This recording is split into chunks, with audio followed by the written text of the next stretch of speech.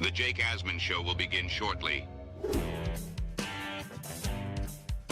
Thanks to all these great Patreon members who help support the show. Get your super chats ready. Jake will be here in just a moment. If you love the New York Jets, this is the place to be.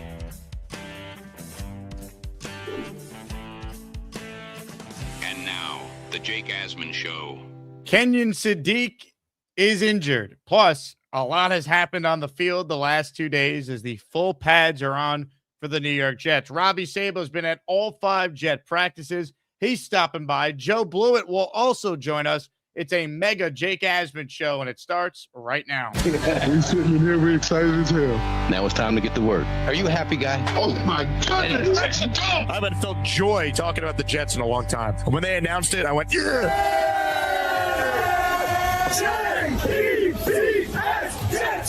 Jets, let's go! A new chapter for the Jets has started. Aaron Glenn and Darren Muji are tasked with shaping the future of this franchise. Will they be the ones to finally get it right? We will be here for every step of the journey on the Jake Asman Show, breaking down all the storylines, every game, and everything in between. Please subscribe and hit the like button below. Super chats, baby. Cut the line. The Jake Asman Show starts right now. Here we go, Jet fans. Welcome in, everybody. It is indeed the Jake Asman Show presented by PrizePicks. Big thank you to everyone who continues to tune into our content. We've had a great start to the month of August with viewership. You guys are the best. A reminder, join the Patreon if you haven't, especially if you want to secure your tickets to our annual Asmaniac home game meetup. Jets hosting the Dolphins October 25th, 1 o'clock kick. Tailgate in the morning. Info on that when we get closer. But lock in your ticket. You can reserve up to 4 tickets. It's priced at $150 a ticket. Section 146 in the lower level. Similar seats to where we were the last 2 years we've done this outing. And a post-game field pass is included if you lock in your spot. So you could reserve up to 4. We have 70 tickets from the Jets we purchased. 45 of them have already been reserved. It's first come, first serve. For Patreon users, if you are interested in joining us, please, please, please get on the Patreon and lock in your spot for the Jets and the Dolphins on October 25th. Right now, we say hello to a man who won the Azzy Award this morning for favorite co-host. It's Robby Sabo, the founder of JetsXFactor.com. Robby, congratulations on your Azzy Award. So today's the day we get official word that the Asmaniacs do Keith Richards level drugs. Got it. They are huge fans of yours. And in fact, your tirade over your awful blackjack performances apparently put you over the top. Oh, guys, come on. I got no personality. I'm dry. I'm a mother effer. You don't want to vote for me. Come on. Yeah, Keith Richards level drugs. Hey, some of us have to get to that level. It's all good. But I love you all. Beast, Mikey, Bobby, everybody, even Gary, who showed me how to, rig the vote. But that's a different story. Oh, man. All right. Well, we'll get to the Sadiq stuff first because that's the biggest, big picture stuff that occurred. Are you concerned? Are you concerned or what? I'm definitely concerned. I'll first play you Rich Cimini's practice report. Here's Cimini, I think, doing a great job encapsulating where we're at with Kenyon Sadiq. Hey, everybody. Rich here in Florham Park. It had been a pretty uneventful Jets training camp until Tuesday. Then some significant injury news. Tight end Kenyon Sadiq, their talented first-round pick, going to be out for a little bit with a hernia injury. Aaron Glenn wouldn't give a timetable, said he doesn't know it yet, except to say that he'll be sidelined for a little bit. Take that to mean a few weeks. Glenn said he's very confident that Sadiq will be back for the opener. In the meantime, more reps for Mason Taylor and Jeremy Ruckert. The good thing is the Jets have a lot of good depth at tight end, but Sadiq is a difference maker because of that speed, that playmaking ability. They had big plans for him. So even if he does get back for week 1, he's going to be way behind. You recall this hernia surgery happened in May. He actually made it back for the start of training camp, looked good in the first 3 practices, but then came a setback. So we'll see how that goes. Actually, Ruckert had a really good practice today with 4 catches. Isaiah Williams, another standout in practice today, made a great over-the-shoulder catch. And on defense, Brandon Stevens with an interception. Kiko Mauanoa with a big hit on Omar Cooper Jr., forcing a fumble. So the defense starting to get some momentum in terms of takeaways. We know that was a big problem last year. But again, the big news on Tuesday is that Kenyon Sadiq is going to be down for a little bit. Probably won't see him until later in the preseason.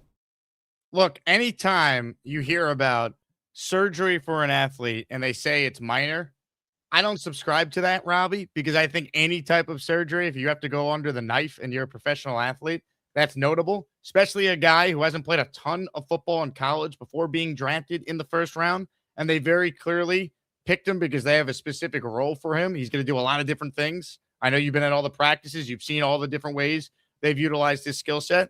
So I think it is a big deal because they're counting on this guy. And even if he's ready for week one, as Rich, I thought, stated it well in that video, you just wonder, like, all right, how quickly is he going to be up to speed with all the things the Jets have planned for him? So I do think it's a big deal. And you hate to see this because for the Jets to be better than most expect, getting immediate contributions from their top rookies, like the 16th overall pick, is a major part of the formula. Yeah, on one hand, his physical traits will help him when he returns, but it can only take you so far. He's already raw at the position, and that is the most alarming thing for me. You got to learn so many different things: in line, H back, on the move, receiver. To be a all-encompassing weapon, you have to learn those things, and he's new to the position as it is. So yeah, it's gonna be a haul for sure. It's going to take some time, and this is definitely a setback. Even if he returns in the middle of August, even if he returns in 10 days, 7 days, who knows? But the way Glenn's talking, you could see him being out for a while. There's no doubt about that. So yeah, it's unfortunate. Hopefully he's a quicker study than anybody, per average, and he stays locked in during this time. Comments, questions, super chats, cut the line. Robby Sabo, my guest, he's been at all the Jet practices. The Jets have had 5 of them.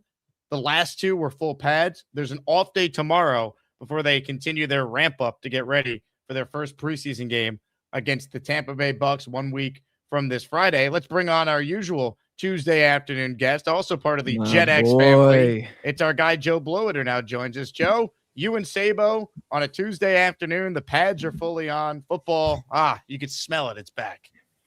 Yeah. Well, we got a game next Friday, so I can break down new film and not watch the Jets season for 1,000th time. So very excited. What are we talking about? We got Sadiq. What else is going on today in practice that we recapped? Yeah, we're going to get there right now, Robbie. What was the big takeaways that you saw? And you can include yesterday as well, because I think people are really, super interested in just now that the pads are on. What have you seen these first 2 days here? Yeah, well, the thing is, Glenn, after today, he told everyone what the situation was, what they were focusing on. 3rd and 2 to 6. So that should favor the offense, number one. Anyone reading stuff, hearing me, it should favor the offense. 3rd and 2 to 6. If it's 3rd and 6, it's more 50-50. 3rd and 5, maybe. 3rd and 2, definitely the offense. So think about anything I say in that context, anything you read in that context. Yesterday, I don't think Glenn said afterwards, but it was more balanced situations. Today was more 3rd and whatever. Gino was okay. One thing about Gino, when he reads middle closed and he sees single high, his eyes get open and he attacks outside the numbers repeatedly. That's why we hear A.D. Mitchell so often. A.D. Mitchell versus Stevens. A.D. Mitchell versus Stevens. Jake, you were there Saturday. Mitchell had a vertical, got separation, touchdown, nice grab over the left outside shoulder. Stevens starting to make a little comeback the last 2 days, a few nice plays on a comeback. He was sticky the whole time. Good break on the ball. Gino completed one to AD on an outbreaker, intermediate, 12 to 15. Had to reach back a little bit, but made the catch. After the first series, though, the corner started sitting. Minka almost had a pick in 7-on-7. 7-on-7 now, and still almost had a pick. AZ almost had a pick. Ran the route better than Garrett. They just started sitting on Gino. So Gino's Gino. He reads defenses the right way. I expect safeties, defensive coordinators to really move the safeties against him because that's what he locks in on. And you could see it pre-snap and then immediately post-snap. Today, the interesting thing for me, and it's still early, but they got to get the gap integrity and run fits down. Like they can't. Teams are going to have a tough time running against them straight ahead, A gap and B gap, with those three big heavies in the middle, even without Sweat. You could see that. But stuff that goes wide, stuff that's misdirection backside, the gap integrity and the run fits have to be better. And I think that's something that Glenn's going to have to focus on, because there were plays today. Hall took one 40 yards, 50 yards plus to the house where he wouldn't have been tackled. And I don't want to give away the concept, but it was sort of like it was a run designed like a sidewinder type, designed to try to take advantage of an over aggressive defense. I don't know the situation, but Bailey on the weak side, where it kind of bent backwards towards, came too far downhill. The interior overextended down the line, and Brees kind of cut it back up and was just gone. So situations like that, they got to keep an eye on. Let me play you guys this. The Jets just posted this. So Brandon Stevens had an interception today. Jet fans, we forgot what this is supposed to look like. Here's a Jet defensive interception, baby. Whoa! Looks like Jamie and Sherwood. Yeah, Sherwood with the coverage on Mason Taylor. Was it on it here? Yeah, right there. Let's see. Let's slow it down. Right there, Sherwood 44. You can see he got his finger on it to try and stop Mason Taylor from making a clean catch. Ball batted up in the air. Joe Blewett, you break down the film. Brandon Stevens right there to make a play. How about it? Yeah, I don't really think there's a ton to break down there, but good job by Sherwood, right? Like we have to hope that he's closer to the 2023 version of Sherwood. But yeah, it's been exciting, man. The week of practice, obviously, like I think people buy into too much about practice hype and all that stuff. The Jets have dominated practice for 10 years now, but it is exciting when you see some things kind of come to fruition that we've been predicting on this show, Jake, right? A.D. Mitchell. Who was talking about A.D. Mitchell, and then same thing with A.Z. Thomas. Like, A.Z. Thomas is starting on the opposite side of Stevens now, and it's like, yeah, no crap. Because if you watched each guy in 2024, there was one guy who was much, much better. It wasn't even close in terms of the film. And then Sherwood making some plays. You know, the only thing that's unfortunate when I joined was Sadiq being out, which I agree with Sabo in a few senses there. It's one, he's raw coming out of college, right? He wasn't what Loveland or Warren or any one of those guys were coming out of college. He has to learn a ton too. It's not just like the normal transition from college to the NFL with tight ends. You also have to learn, okay, H-back and fullback and power slot, and he's going to be isolated. So he has so many different roles, receiver, and now he's out and he's already raw. It's like I've said a million times already on this show and on my show, he's going to be more of a slow burn than I think people realize. I think he'll get some targets and stuff, but I'm expecting 400-ish yards for Sadiq if he's healthy the whole year. I'm not over.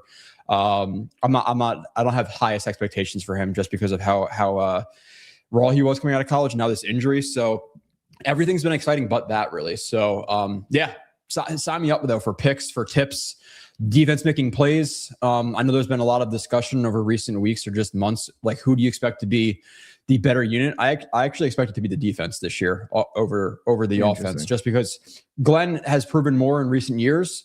And really the head of the snake is Geno Smith. You know, there is no really head of the snake of the defense. I think there's a bunch of talent on defense. There are some holes, but Geno Smith, Frank Reich, a little bit sketchy to me. So I know I try to catch up a little bit there.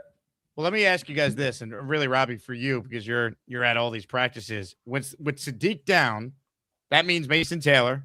That means Jeremy Ruckert, bigger roles. We've also heard some rumblings of Jelani Woods being involved here. What does the passing attack without Sadiq look like to you now with Geno Smith and Frank Reich? You know, guy he probably leads the team in receptions right now is Curtis, the UDFA, who's 26. It's wild. I don't expect them to make the team, obviously, but just keep an eye on that. He made some tough catches. But I think, look, even with Sadiq, I think there was going to be 12 personnel where it featured Taylor and Ruckert on balance downs. I really do, especially in the beginning. So I don't think that'll change much. They just won't be able to do, those looks where they're specifically designed to get the defense in matchup hell. And that's the problem.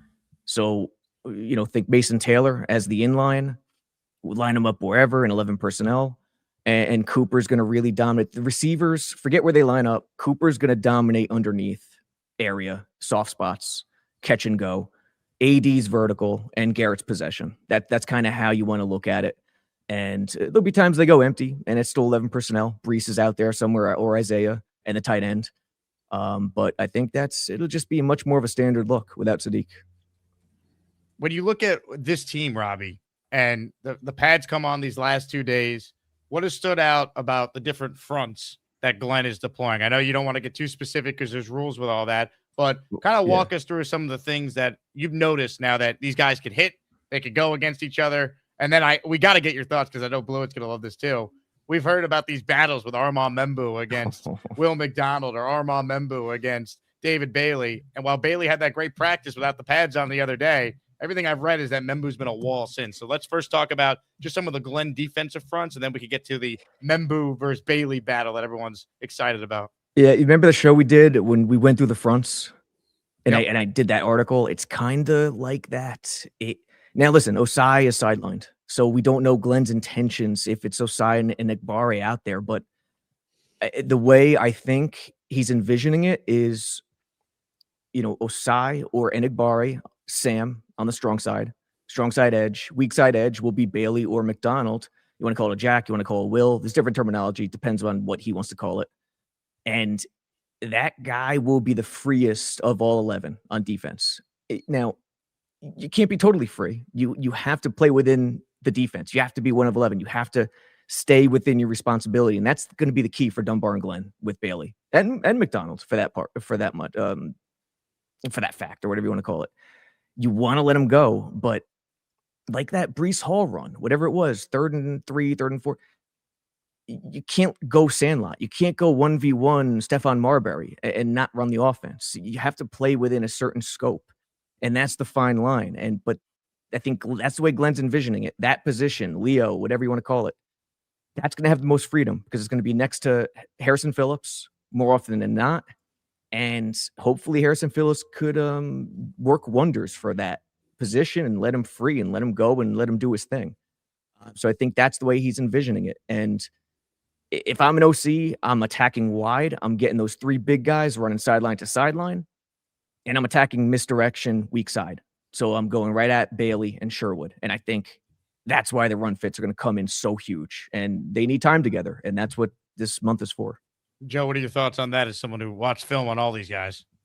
Yeah, it's going to be interesting to see exactly how they deploy Osai and Enagbari. I think if it's more of a rundown, you'll see Osai probably on that strong side, or sorry, not Osai, Enagbari on the strong side. And on the weak side, you're going to have a guy like Osai who's been putting up, 5-ish sacks a year and like 50 plus pressures. So they have a lot of multiplicity there. The thing that, and I agree with Sabo, like hit the weak side, hit Sherwood, hit Bailey or McDonald, whoever it may be. The thing you hope that like thwarts that a little bit is the talent the Jets have in the secondary and even some of the safeties with cleaning some of those plays up, like hitting backside and things like that. Cause they do have some good tacklers in the secondary. But yeah, it's Osai. Osai is a pretty big piece to this defense. I don't think he's not somebody that, most fans know about in terms of like the average household name, but he's a good player. Like I think he may actually it'll probably be him and Bailey 1 and 2 with reps, but Osai might finish with the most reps out of the defensive end outside linebackers. So a huge cog. We'll see exactly what happens, but I'd assume in run situations, 3rd and 2, whatever it may be, it's going to be Enagbari and Osai with both of the first-round picks on the bench, which is pretty wild, but we'll see what happens in the future. Agreed. Because, look, you have to – what is Bailey's wheelhouse? And McDonald's.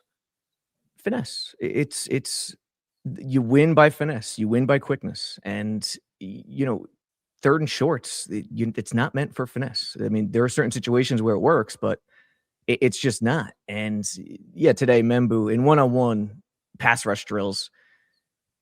Start with the positive. Bailey, nice outside move. I think it was a chop, but I need to see the replay. Don't quote me on that. Nice outside move. Almost got a pressure. Quarterback would have stepped up. Kind of took it wide. But he tried a speed to power bull rush type against Membu, and he just stoned him. That day last week where he really shined, that is his wheelhouse. It was 3rd and long, no pads. And if you just let him go and you say 1-on-1, go get him, he's going to have fun. He's going to do damage. Yeah. Unfortunately, that's just not the way things are played. I mean, sometimes yes, but that's the trick. And if Dunbar and Glenn pull it off, kudos. Yeah, I don't comment quickly on that too. If he had that day, and I'm not trying to dump on anybody's or rain on anybody's parade or anything like that. If he had that day with pads Frankie on, V. If he had that day with pads on, it would be different to me than with pads off. It's just there's such an advantage to guys with no pads on in terms of the defense rushing the offense. There's nowhere to grab. It's impossible. It's almost impossible to grab a guy like that. Yeah, you see guys bear hugging dudes because it's nothing else you could do, honestly. Especially when he's more finesse and speed. If he weren't winning, it would be more of a concern than I think it's an overly glaring positive for me. That's fair. Yes. Now, the two positives for Bailey in the run D today. He went too far downhill on the Brees one that popped, but the series before, 2 plays, he was real patient. He stayed flat. He didn't get downhill. He kept his eyes in the right spot, read his keys, went down the line, backside, and met and helped in the gang tackle twice. And on one of them, McDonald was on the play side and squeezed it down with quickness and sort of forced Braylon to hop into DeMario and Bailey, who's coming from the backside. So 2 plays that stand out right there. It's just, it's hit and miss right now. I don't want to downplay the pass rush Believe in thing, Dunbar, Joe Blewett. Believe in Carl Dunbar. So I want to finish. I don't want to dump on it. That day is expected when you're a finesse guy. The bigger thing that I've been seeing, because I follow Sabo more than anybody in terms of the practice updates for obvious reasons. I'm not going to get into. I'm not trying to shit on anybody else, but the bigger thing has been the run discipline or the run game discipline and stuff for me with Bailey. That's huge. That is huge. The pass rush stuff I expected, especially in no pads. But you're talking about being disciplined, your run fits, all that really gives me a burst of confidence. So if I'm putting in stock into anything with Bailey over the last week or two, that's the thing I'm putting stock into. I think so. When he shows positive signs like that, I think it's drilled in his head to not go. Does that make sense? To stay home, to not go, to not let loose. When he does something to get close to a pressure, he's going. I think they got to get to a point where it's combined, where you kind of combine it, and he's doing both at the same time. And I think there's still room to go there. Ladies and gentlemen, if you're watching live, please hit the like button. If you're not watching live, please hit the like button. Make sure you're subscribed to my channel. Check out jetsxfactor.com for all of Robbie and Joe's breakdowns on the New York Jets. End of this stream. For those watching live, we have a signed helmet by Brees Hall up for grabs. So make sure you enter the raffle by gifting a channel membership, sending in a $10 super chat, or if it's 20, it's 4 raffle entries. So however you want to enter, you can, plus Zelle or Venmo if that's easier for you. My Venmo is Jake-Asman. My Zelle is asmanjake@gmail.com. This Sunday, our weekly prizes. Again, when you enter for a daily prize, you're automatically entered in the weekly raffle. This week, it's a Joe Namath signed helmet, Joe Klecko signed helmet, Curtis Martin signed helmet, and a Jets Legends jersey. So a lot cooking there in the Asmaniac raffle. Guys, we're presented by PrizePicks, so I'm going to throw this out at you, Robbie. You've been watching Minka Fitzpatrick up close. He had the interception 2 days ago. His interception prop on PrizePicks is 1.5. Based on how Aaron Glenn has used Minka Fitzpatrick, based on what you've seen from him, do you think Minka gets at least 2 interceptions to go over this number with the Jets this season? Yeah, take the over. You got to take the over. It just happenstance. He'll put himself in the right spot. Take the over. Although when you and Terriman were breaking down that touchdown, the Garrett touchdown, I think it was the Garrett touchdown, right? Where he ran a corner. I don't know what Minka was doing. He didn't move. He didn't widen. Just stay on top of your primary. There was no one else. I don't know what the call was. I don't know if Blewett. Did you see it? If you did, chime in. Yeah, I didn't see that play. Okay. Let me see if I can find it so we could do an actual film breakdown from Joe Blewett on this. Yeah, man. Maybe I missed something with a different primary or a call coming from the other side, but just stay on top and you'll be in a better spot. I don't know what happened.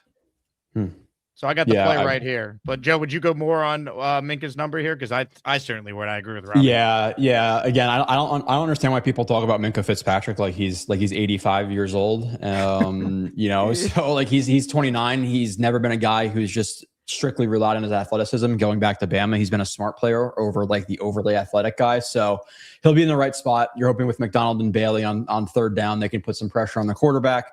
The defensive line does their job in terms of stopping the run game, puts him in some situations to actually get his hands on the ball. So yeah, I would say 2 flats probably where I would go with Minka. Code HMA. play your first $5, get $150 in lineups if you win. Check out all the Jet future opportunities that are now available ahead of the NFL season over at PrizePicks. Use my link in the description. So, Joe, you're the film guy. This is the play that Robbie and I are referring to. I'll slow it down. I'll just run it a few times here, and then we can go in slow-mo. Minka's on the left-hand side, number 29. You'll see good protection here for Gino, and Garrett ultimately gets caught in space. Yep. I'll run it again, and then we'll slow it down. It just looks like two-man, right? I'm only watching it once really quickly. Yeah. It looks like it's two-man. Yeah, they swaped on the outside to the left. Let's see. Right, and then Demario bumps over. You got 3-on-3 to that side. You got the 2-by-2 there. Whatever it is, he passes it off. The weak side becomes the one becomes the 2, so they pass that off. So that's why he's a little bit out leveraged there. But I would say whatever it is, it's called staring.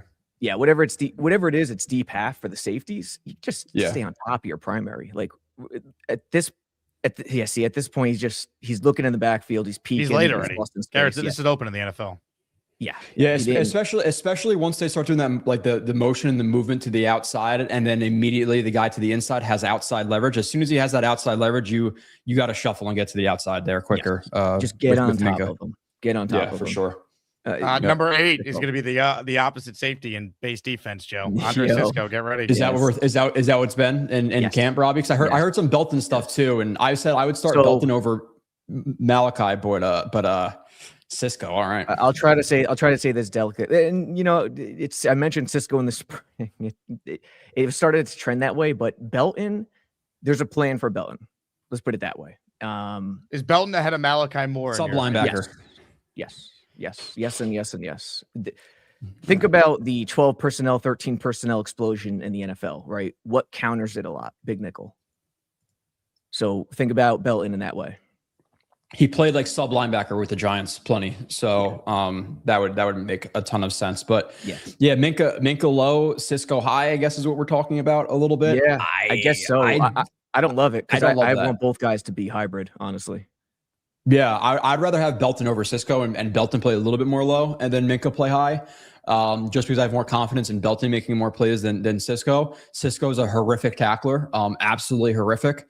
So Belton's a good tackler. Minka's a good tackler. Give me the good tacklers. And I think just overall Belton's a better box safety than Cisco is a high safety. And I think Minka is just as good at both. So I'd rather see Belton in. But we'll see, obviously, right? Like Cisco's been here for a year. We don't really know. It's early, so there's still the preseason games and stuff to play out. So I'm personally hoping for the Minka high, Belton low type deal. But yeah. Shout out to Ozzy Fullers. He's the first to gift the membership today. He's in the Asmaniac raffle for 1. Super Chats cut the line. Dom says, I really chose the Sadiq jersey, Jake. So Dom won a Kenyon Sadiq jersey on the show. He could have picked any player. He chose Sadiq, and now Sadiq's injured. So, Dom are we blaming you? Are you the reason behind this? Are you the mush? Man, let's hope not. But appreciate your support anyway. Our guy Felix checks in. He's in the raffle for 2. He says, all-star lineup. What's up, fellas? I know we're bummed about Sadiq, but we have Taylor, Hall, Garrett, Cooper, and Mitchell. I'm more concerned with our defense being healthy.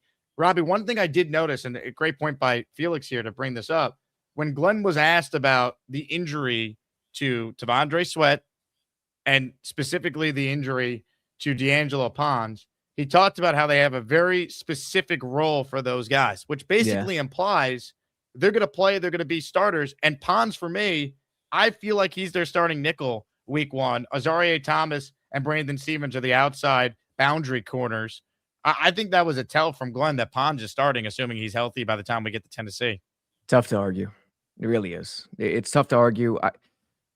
The only way you could argue it is you point to Cisco and you say Glenn always defaults to the veteran, which I think Samini has mentioned before and is true. But you're talking about week 1. Tough to I just can't argue with you. It's I think I'm on that trade now. Pond starting, Tavondre up the middle. Osai probably in the base defense is out there on rundowns. I think it's pretty apparent with those comments from Glenn that's what they're thinking at least right now. Yeah, agreed. And a lot of people want to see Nahshon Wright out there too. And not Joe Blewett. See, the problem with Nahshon for me, is he overhyped right now? Yes. Based on what happened last year, 100%. But I think mainly the issue is scheme. I mean, if Glenn is intent on man coverage, his body he struggles going man over and over and over again. He's more of like a deep third guy to me, you know? Yeah. Wright is just, and it's the same thing with Brownlee too. They're just way too volatile. Wright will have those 3-4 really highlight picks during a season, but the other 10, 15, 20 plays of the game or whatever, he's getting roasted. So, like I said before, it's all evident in the contract he signed. If he was so good, he would have signed a $3 to $3.5 million contract. It's just, proof is in the pudding. Teams watch the tape. That's what their offer was. He's not a starting level player. He's more of a depth player who could start at times. I don't really care about the picks, even though they were nice. AZ showed a ton in limited games last year. He was a draft pick by the Jets, young player, right? 20 years old last year, if I'm not mistaken. So plenty of room to grow.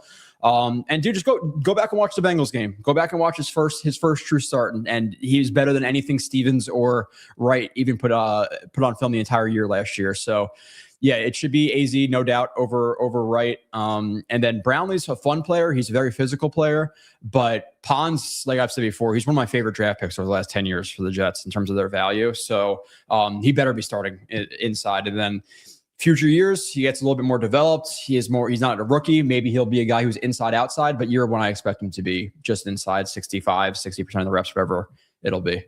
I just hope he gets back out there soon because I'd like to see him get some reps, in training camp and the preseason, of course, all that good stuff. Hit the like button if you guys are joining us. Comments, questions, super chats. We'll cut the line. Breece Hall signed helmet up for grabs at the end of the show. Before we get to more of your super chats and some other takeaways, reminder that the Circa Pro Football Betting Contests are live, baby. End of the month, we're going to be out in Las Vegas at Circa and their Radio Row they do for all their media partners. We're going to be signing up for the Circa Survivor. So start thinking about who we're going to take week 1 in the NFL season, folks, because we need a winner there, plus the other contests that Circa offers. All the info's at circasports.com.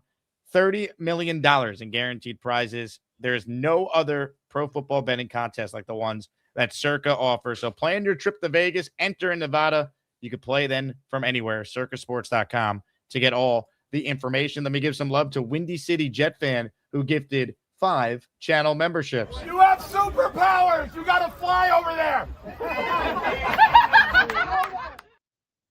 Have you seen the superpowers in person, Robbie? Have you seen that from AJ, who's been way better with the media than he was at this time a year ago? Way less contentious, trying to give more open-ended answers, but all that matters is winning games. But at least he's trying. Yeah. You see the change, in terms of superpowers, designing this D. Not really. And it's still early there. I mentioned Geno before, getting his eyes wide and, just, chomping at the bit when he sees single high. They're not doing much, pre-snap disguise. It's really fundamental stuff early going. So not yet, but we'll see what happens. And the superpower, all I care about with him in superpowers is game planning. That's it. Game planning and attacking opponents in a modern fashion, where the light bulb goes on, you go, man, that makes sense. That's okay. Now the Jets are playing the same game as everyone else. That's the only superpower I care about.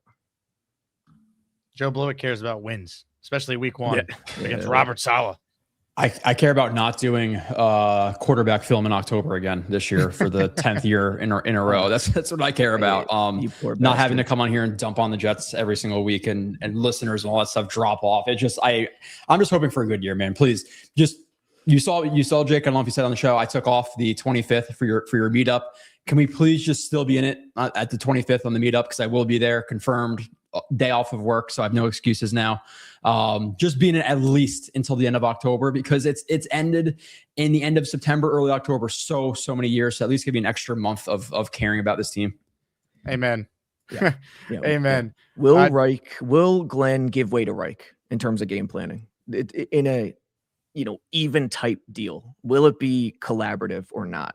I don't know. That's a huge question to me. And then if it happens, do you have trust in Reich? Do you have faith in Reich to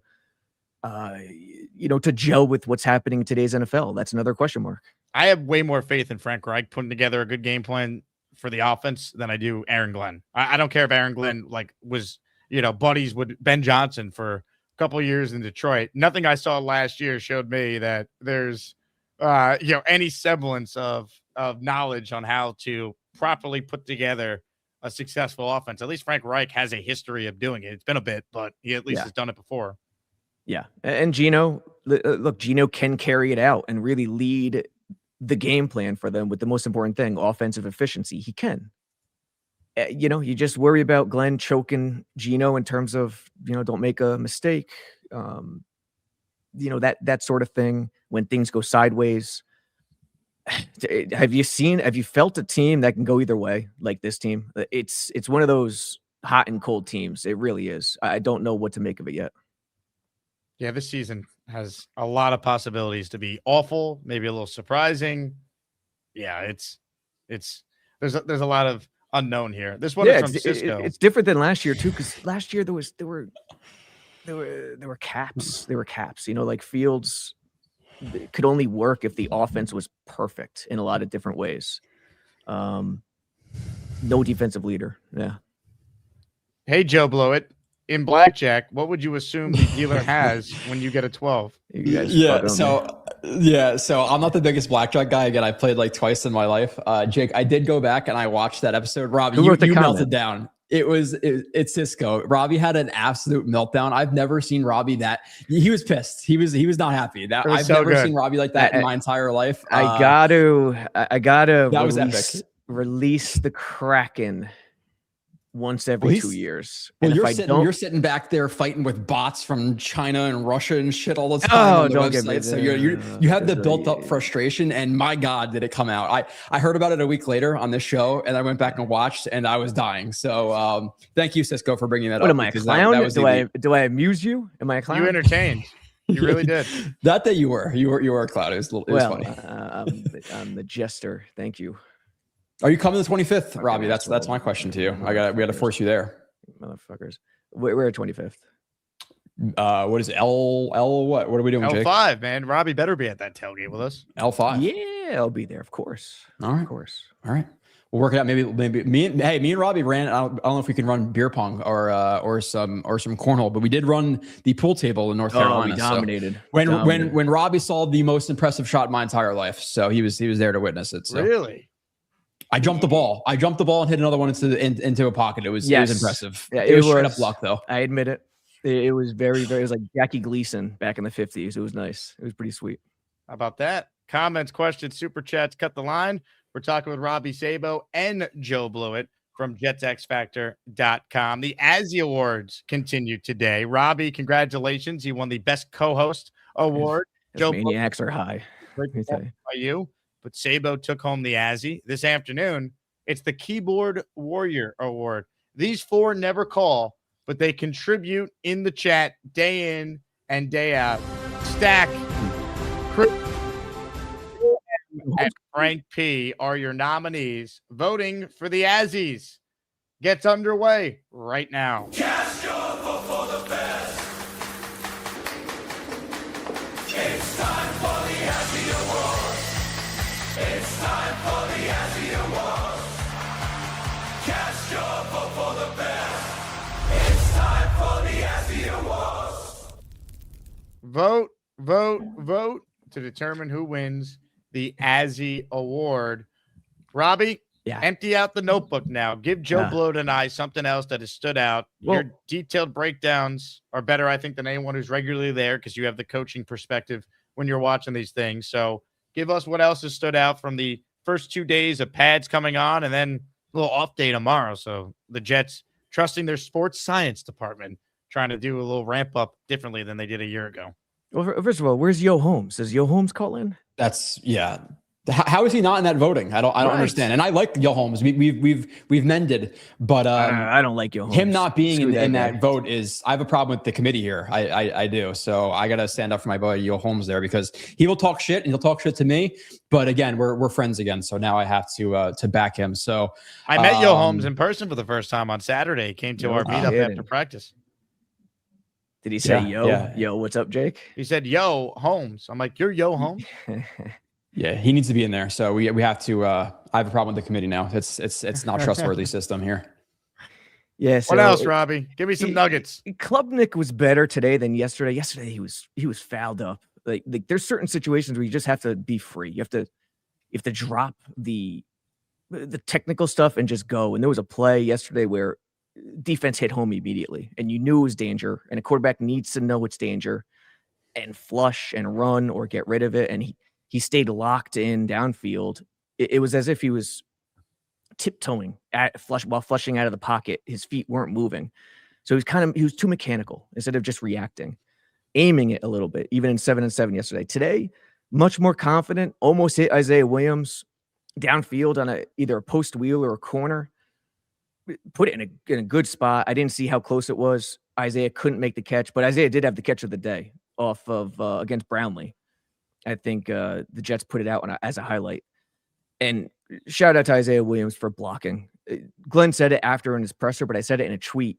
Cooper, quick design pass off the left side. I think everyone could, pretty much figure out what it was.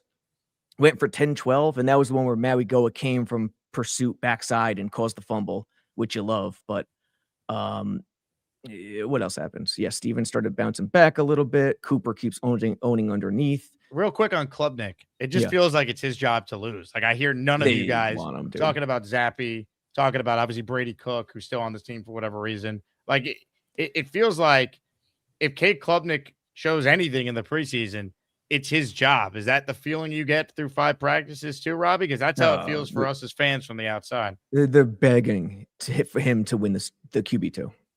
He would have to do a lot wrong to not win it. Let's put it that way. I think you're 100% correct. They desperately want it. And if Geno goes down, barring a miracle or quick learning from Klubnik, it's going to be trouble. Let's be real. That's the reality of the situation. It's risky. Really is risky.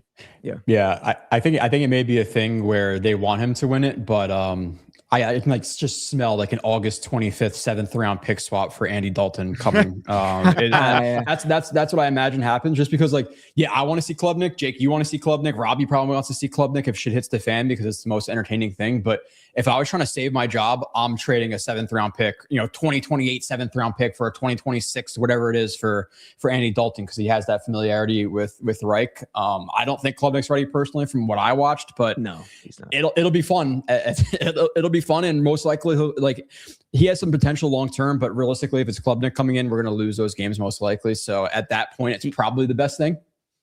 Yeah, he started getting into a habit. Was it Saturday or yesterday where he was just late on everything outside the numbers? Saturday he was late on the 7-on-7s in the red zone. Like you could tell it was going fast for him. He wasn't decisive. Yeah, late outside the numbers. But did he get picked once? He got picked twice when I was there. Okay, Jordan Clark, inside arm in the flat. He was late, and then late on. So yeah, he got picked. I forgot who it was, but he got picked. It's just a difference of college to now. Like you can't go secondary read and be that late. You have to be on time. Oh, that's right. He got picked in the end zone or at the goal line by somebody. That's right. I think he's cleaned that up a little bit, but he's just it's hit and miss with him. He's still learning. Some of the other guys, Sam Womack had a nice play, tight coverage on Tim Patrick, got his head around at the right time. I'll shout some other ones out. I'd like to Stiggers had the pick on Klubnik, and Marcelin and McCrary Ball had the other one when we were there Saturday. Yeah, really, really late, just perfect for Stiggers. Coverage was solid, but that's a QB interception. Here is the Isaiah Williams catch that you referenced. Glenn raved about him after practice today. I think it's obvious he's their 4th receiver.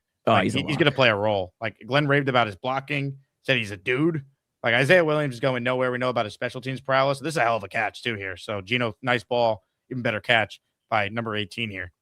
Yeah, Brownlee. Was it Brownlee? See who's in coverage here. That is, yeah, that's Brownlee, number 2. Brownlee changed his number from 29 to 2, Jet fans. Yeah, that one's killing me still. That and Kine with 3. That's outrageous. Honestly, these guys aren't good back in my day. Single digits. It's terrible. My feet are still frostbitten from walking in the snow uphill both ways. Yeah. That's going to be interesting though. Receiver 4 because Tim Patrick's the vet, Arian Smith is the deep threat, Isaiah Williams is that yak guy. So who do they fit? Is it game dependent on what they're trying to do? But I expect Frank's his offense to be a lot of short stuff and then plenty of vertical shots too, because we know AD is the vertical guy, but Omar Cooper, past the yak stuff, his best trait is vertical route running, at least at Indiana. So it'll be really interesting to see. Even though I know people, and it's practice, so it is what it is. But that Omar Cooper catch was nice deep. But we talked about it when we did his breakdown. His contested catches deep are pretty consistently with his body. He needs to attack the ball with his hands more often than he does in terms of contested catching, because it's not going to translate as well at the NFL level, because guys are going to get their hand in there. He could do it because he's got strong enough hands. Yeah. Yeah, no, for sure. He just has to attack it. Cooper? Yeah. Is this the catch you're talking about here? Yeah. No, it's good. It's late hands, but he pretty consistently catches the ball with his body, or like with his forearms, instead of high pointing and attacking the ball. I'm not saying it's not a good catch. I can see the eyebrows, Jake, but there's always going to be little things you can improve on. So attacking the ball in air with late hands is better than letting it get into your forearms and catching the ball. So I want to see him be more consistent with that. To translate it to the field on Sundays. Yeah. Also, Andre Cisco, man, we're gonna see too much Cisco this year. Jake loves Cisco. To Joe's point, I'm trying to find it, but there was a play where it was middle close, so single high. I'm surprised he didn't unload to Cooper deep. I think it was 2x2, and the two on the left were really tight splits. I didn't see the release, but it must have been a good release, because he released to the outside and stacked the DB. One, separation wasn't crazy, but knowing Gino, how aggressive he is when he sees that coverage and sees that look, he usually unloads it. He didn't. He thought about it. He was looking at it. He didn't unload it to Cooper deep. Instead, hit someone in the middle. I forgot who it was. Maybe Garrett. I'm trying to find it, but that just comes to mind. Cooper route running deep from a tight split won today against a DB. Didn't see who it was. Robbie, where's Cooper going to line up mostly, in your opinion? In the slot or on the outside? He's going to it'll be all over the place the way these offenses are. So mostly slot, but he's going to play the slot role mostly. He's going to live underneath. He's going to live opposite or with the tight end, with the Y. Like, he's going to be Gino's other security blanket, I feel like. Interesting stuff there. Joe Blewett, Robby Sabo with us here. And let me give some love to our guy, Felix. He is in the Asmaniac raffle for 5. Let's go.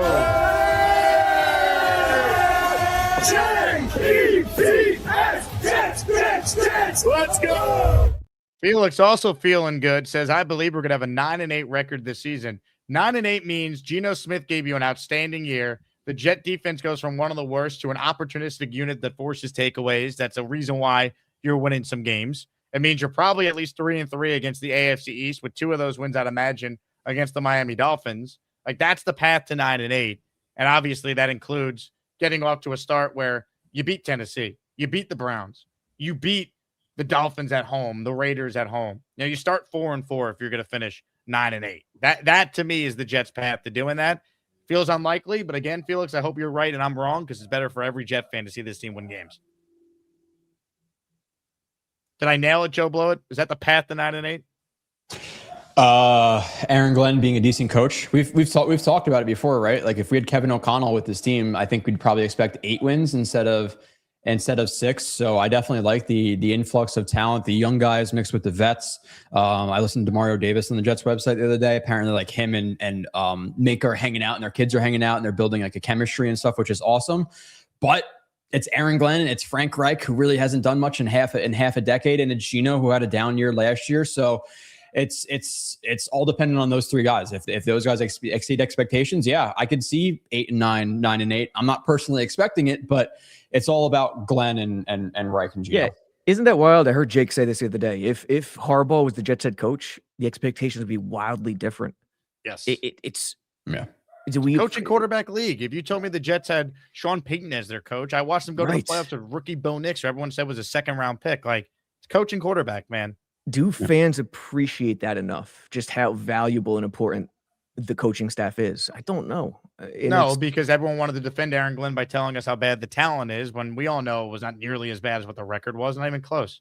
Yeah. And I think for me, the 2012 CBA started it. Practice, when you decrease practice time, guess what? Strategy becomes more important. And you decrease physicality, guess what? Speed becomes more predictable, and you can design stuff up. And you can't promote coaches. They don't put fannies in the seats, and I think that's dirty little secret for the NFL. Ladies and gentlemen, comments, questions, super chats. Derek, the Kansas Jet fan, in the raffle for one. Colin Wolford in the raffle for one. Let's go. You saw my hat? Yeah. And if you need anyone to drive you, I got you, Gino. I got you. Gino, you look great today, I got you. Lou B offering to be Geno Smith's driver. Robbie, what are you willing to sacrifice for the Jets to have a good season? You gotta love that response from Gino, laughing it off. Hey, to Gino's credit, in that video, he was trying to separate himself and remove himself from the situation. Was he not? I mean, I think he was just signing it quick and then moving to the next person. No. I mean, the video from the spring. The whole, which one? There were 3 of them. The 2 traffic stops and then the crazy ex-girlfriend yelling at him. That one, yes. I'm just glad that's behind us. Jamal wants to know, did Sabo address the Narnia article? I believe Narnia is Narnia. Shit, that's right. How dare you hold me accountable? What was it again? Article? Blewett. Was this? It's the same guy who asked me about it last week, and I said I promise I'll look at it. Same guy. Oh, was it the Reich one? Inefficiency. Yeah, it was basically about Frank Reich. But Joe Blewett, you did a Frank Reich breakdown, didn't you? I dropped the ball. We'll go. No, it was actually not. It was more Nani and Sabo. I really didn't even look. I didn't look into Reich a ton. So, well, Jamal, I'll tell you what. I'm going to give you a raffle ticket because Robby Sabo failed you. I did. I admit it. Yeah. I don't. I'm assuming it's like with lack of motion and stuff is what Nani is talking about, and it's like kind of a thing of the past. I'm not sure exactly what the article was like framed. I didn't read it either. I could pull it up. Well, we move on to something else real quick. I saw plenty of motion in the one practice I was at, for what it's worth. Good. Reich, watching Reich with Carolina and the Colts, he seems to be adaptable. Like he adapts to his personnel in a big way, I think. Let's see. What do we got here? We got the great Joey Windows in the house. He's in the Asmaniac raffle for one. Let's go, Joey. I hug him every day. I hug him every day. Comments, questions, super chats. They cut the line. Robbie, if I say to you right now, Armand Membu's the best player on the Jets by the end of the season, is that a hot take, or could that be a reality by the time we have this conversation again in January? No, it could be a reality. It's pretty good. Pretty solid bet. He's pretty damn good already. He's a mauler. His run blocking is excellent. It looks like his standing up game is getting better. So no, I think it's right there. I mean, who's the competition? Garrett? Who else are you gonna put up there? Could be Garrett, could be Bailey, could be Brees. Yeah, could be Austin McNamara. Pound for pound, it could be McNamara. I'd go Membu. Yeah, Membu's a solid bet for sure. And I'm looking at this Reich article. Nania broke it down in terms of sheer analytics with routes, specific routes. I'll read it, Jamal, I promise. Joe Blewett, I have some film for you. This occurred in the parking lot of the Cloverleaf Tavern during the Asmaniac meetup on Saturday. Okay. Charles Gorman is the wide receiver pictured. Peter Pins is the corner that is pictured. We'll play it, and you break down how Charles Gorman was able to win the one-on-one against Peter Pins. Hold on. All right. Wow. Yeah, little weight shift to the inside, got him there. But what a horrific stance by Charles pre-snap, man. What a fake out, though. Peter Pins. Yeah, man. No, good hip shifts, like a quasi rocker step off the he did a line heel there. Click. Watch the heel click. Did he clear his arms? Did he clear the outside arm? Oh, he dipped the shoulder to avoid contact, so he can't keep up with it. But yeah, the explosive movement off the top, I have to question a little bit, and the stance. But hey, in terms of the footwork post the stance, good stuff, Charles. Did he catch the ball? I didn't see that. It doesn't look like there was anything even thrown. I think it was just Gorman just winning the matchup. No, there. Oh, okay. So there was like a hat or something that fell. I'm going to assume that neither one of these guys played football, but yeah, no. Hey, I give Charles some credit here, but where's the ball? That's my question. He's got and Asmaniac fanny pack is on him too. By the way, wait. He's in slides. That's an extra couple of points there. Peter Pins, man, you gotta work on your game. We could work on it October 25th. It's like the Peter N1 Pins, man. mixtape right here. Look, he tried to. Peter Pin's got to decide how he wants to play him off the line of scrimmage here. It looks like he's going to try and do a little press man, and then he just puts down his hands. Watch, hands come up, and then he just gives up on the move. He's like, just kidding. Yeah. Yeah, it looks back to the quarterback too early. Overreaction to the movement, not watching the hips, watching the head. A lot of bad there from Mr. Pins. Man, that's tough. Shout out to Nate and the Addy Show for that clip there. Incredible. Let's see here. Now, if we just get Beast, some trench play, now we're cooking. Have you heard about Beast? He's in this war right now with one of my new moderators, the Nightbot. The Nightbot and Beast. They've been going. Is this a real person or is that like actual bot? No, Nightbot. Nightbot is doing a great job. We hired him to be part of the show, but he's not a fan of Beast, and they've been going back and forth in the chat all day. He needs a new alliance. Nightbot says Beast still out here cooking burgers in the attic like it's a 5-star kitchen. George Foreman grill, baby. I still think that's my favorite. My favorite like Beast video is the one where he's like cooking in the. I don't know exactly what the context is or whatever, but it's like, do you need a burger? Whatever it is, that's still my favorite Beast. My Beast drop. Ladies and gentlemen, let's bring on the Beast himself. He's obviously a film guru in his own right. So let's get the latest from Beast before we say goodbye to both Robby and Joe Blewett, joining us together after the Jets have had not one but 2 padded practices here in training camp. Ladies and gentlemen, it's Beast time. I am Nightbot. I am watching you, Stormrocks 877. You will be punished and removed from the chat if you continue your douchebaggery, flappy tits. Beast? Beast? Beast, I don't have time for your guitar playing. Well, I'm gonna say this to that jerk off. He can go suck an egg or stick a chicken up his ass. Beast, what do you do? What happened? I don't got time for him. I don't got time for his.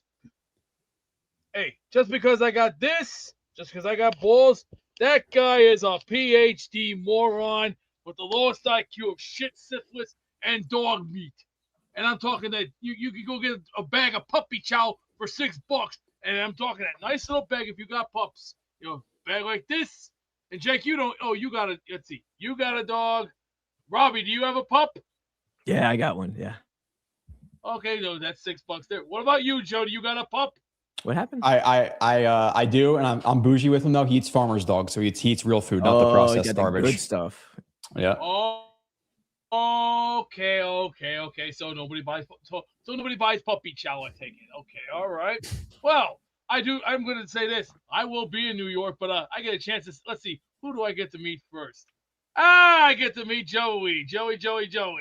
How you been? I'm getting. You're getting a bear. You're getting a bear hug, and I'm lifting you off your feet, Beast. Oh, I don't think so, pal. You break my back up. Let me give you the old saying: when you meet power, you're gonna meet steel. So let me just say, my back. I'm taking very easy on my back, but if you wanna toe to toe, go nose to nose, you're going up against 6'1", 272. And I'm stronger. It's a friendly bear hug, but your feet will be off the ground. I gotta squat. I don't think so, kid. Not if I got those. Not if I got my AJ 23s. Maybe AJ 23 right. is right. Air Jordan. Yeah, from Space Jam. And I'm talking a nice Space Jam. And let's see. Now, Jake, Barbarossa's dog eats guinea pigs, Beast. What do you have to say to that? Oh, you want to get punched down in the right in the old shish kebab? I hate shish kebab. I hate shish kebab. Hey, Gator says your feet haven't been off the ground since 1988. Prove him wrong. Hey, my feet have been off the ground. How do you think? Show him how it's done. Hey, you want to see how heavy you can get? 1, 2, then reverse kick. Sir. Ha, ha, sir. Ha, sir. Hut. Ba. Hoot, poot, poot, hoot, sir. Ha, ha, hoot, hoot, hoot, sir.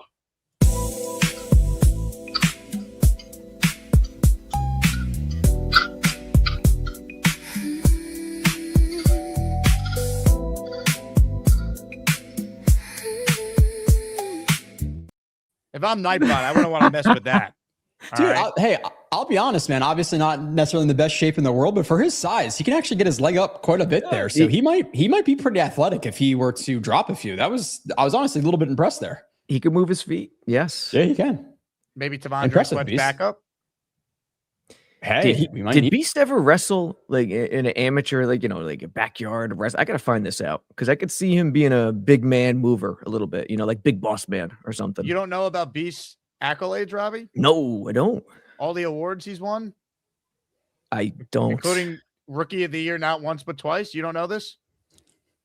I do. Ladies and gentlemen, this 256-pound man, the 8-time Superstar of the Year with 2 Grand Slams, 3-time Dancing Champion of the Year, 3-time Announcer of the Year, 3-time Man of the Year, 2-time Asmaniac of the Month, 2-time Manager of the Year, 2-time Comeback Player of the Year, 2-time Home Run Hitting Champion, 2-time FTW Champion, 2-time Superstar of the Decade, 2-time Rookie of the Year, 1-time Party of the Year, 1-time Football Coach of the Year, 1-time Wildest Hair of the Year, and 1-time Bake Off Champion 1996. And I'm just getting started. It's the Great Beast Breaker. Now you know, Robbie. Now you dude. know. Dude, had his the genes are so strong that his tears are superhuman. You see those tears coming down his face? They were massive. And how does Joey Chestnut still have the title with all those titles? That Beast hasn't felt like beating him yet.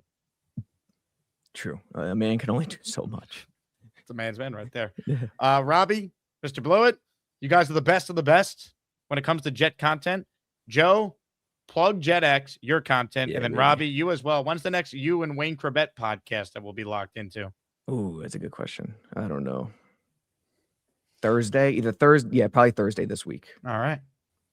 I think my 61st review of the offseason dropped the other day, so you get a full one. And then our boy Sham still owes me 23 short videos. So there's gonna be like 23 shorts on whoever else this month. So a crap ton of short films still coming. So like 10 to 15 minute breakdowns on all these guys in the Jets roster.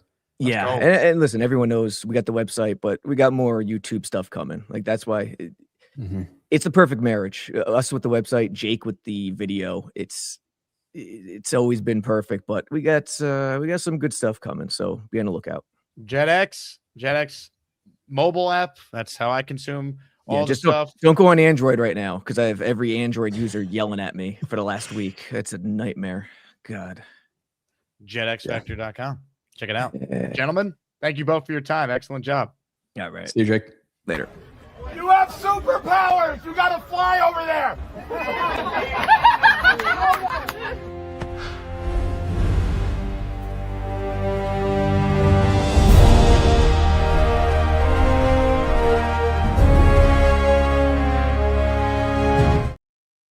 That's my coach. That's my coach.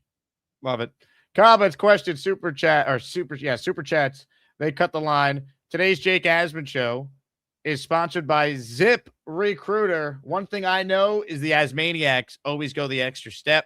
That's what Zip Recruiter will do for you. Great candidates on Zip Recruiter are discovered every single day. Zip Recruiter has a feature that will show you the most interested and qualified candidates first, so you can find the right people for the role you're looking for faster. Try ZipRecruiter and meet great candidates who will go the extra step for you and your job, just like the Asmaniacs always go that extra step. 4 out of 5 employers who post on ZipRecruiter get a quality candidate within the first day. See for yourself. You can try it for free if you go to ZipRecruiter.com/audio. That is ZipRecruiter.com/audio. Meet your match on ZipRecruiter. We're also presented by the Cash App. Ladies and gentlemen, the Cash App has an awesome promo for any parents in the Asmaniac community. You can now sponsor your teen on Cash App and help them start building smart financial habits early. Teens can earn interest on savings and begin with as little as $1 with no monthly fees or minimum balance requirements.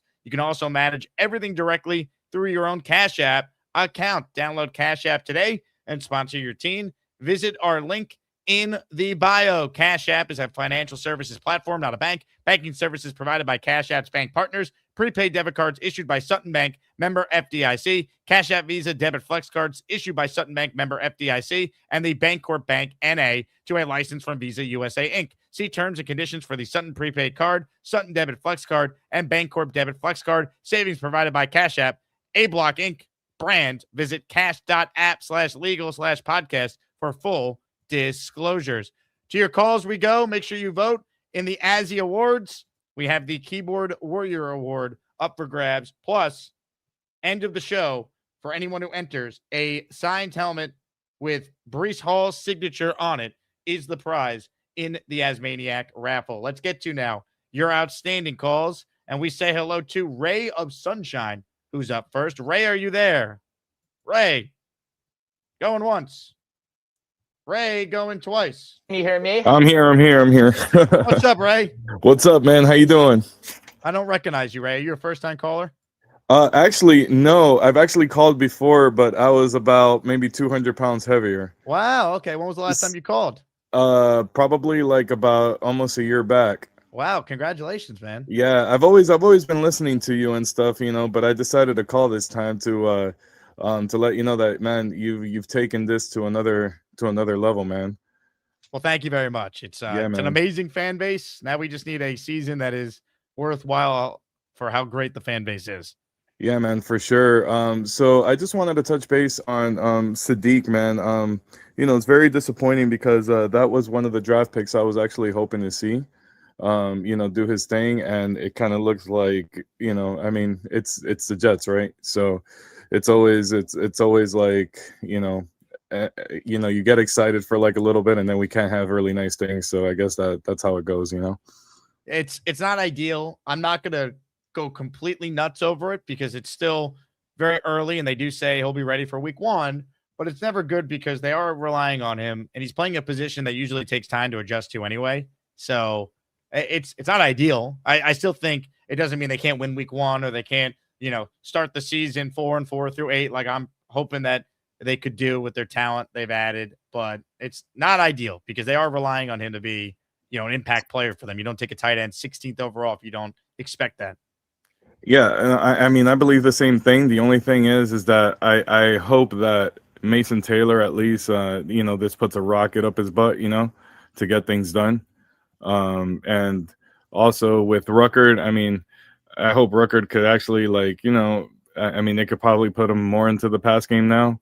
Hopefully Gino would be a good thing for them to actually be able to develop off of this, that would kind of be a nice thing for that to go on, 100%. Now the chat is dying to figure out, Ray of Sunshine, how did you lose 200 pounds? What was the key to your diet? Honestly, you see that right behind me right there, that cross? That's exactly what it was, man. I actually water fasted for 62 days. Spiritual fast, and literally it was water and salt, and that actually and it wasn't for the weight loss at all, and that actually pretty much I was 410 pounds and went down.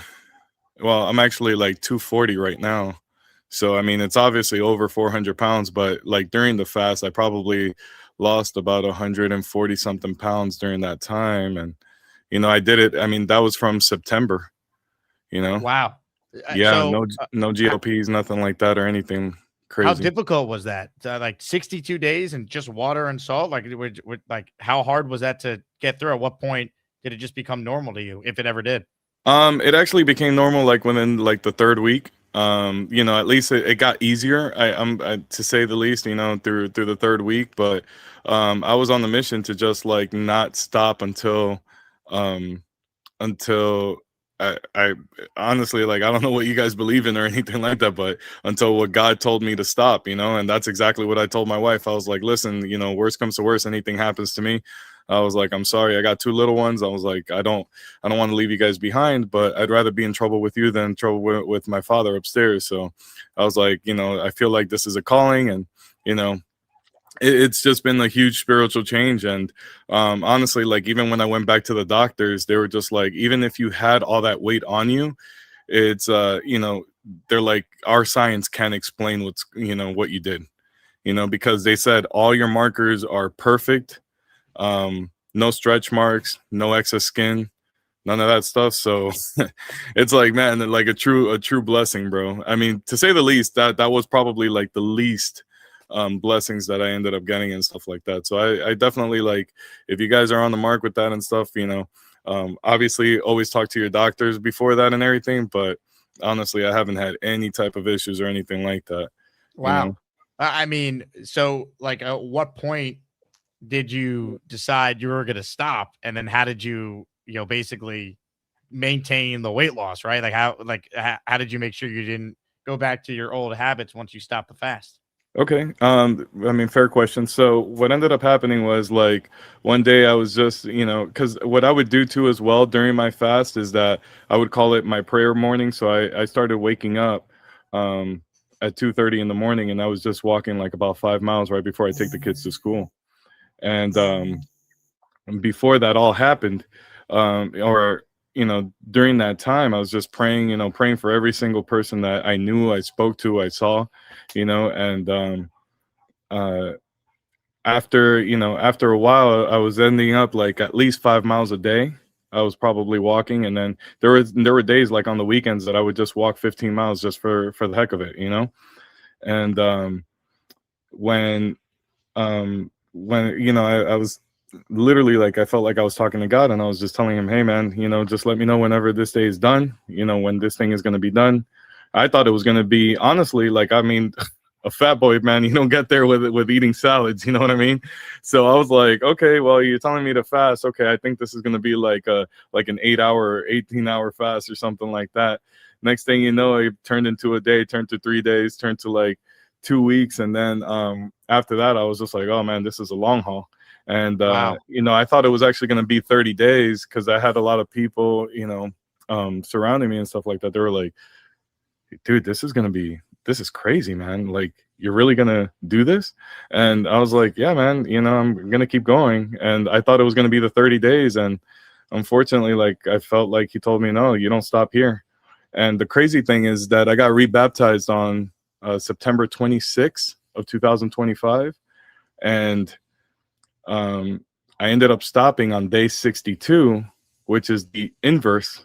62 and 26 are the inverse numbers. And because everybody asked me, like, why'd you stop 62 days? I was like, I don't know. It's just like, that was the day that I felt like I needed to stop, because that day, the day of, I actually, like, my phone shattered on the floor and stuff like that. Like, I mean, the truck ran over it and all that stuff. Like, it was crazy.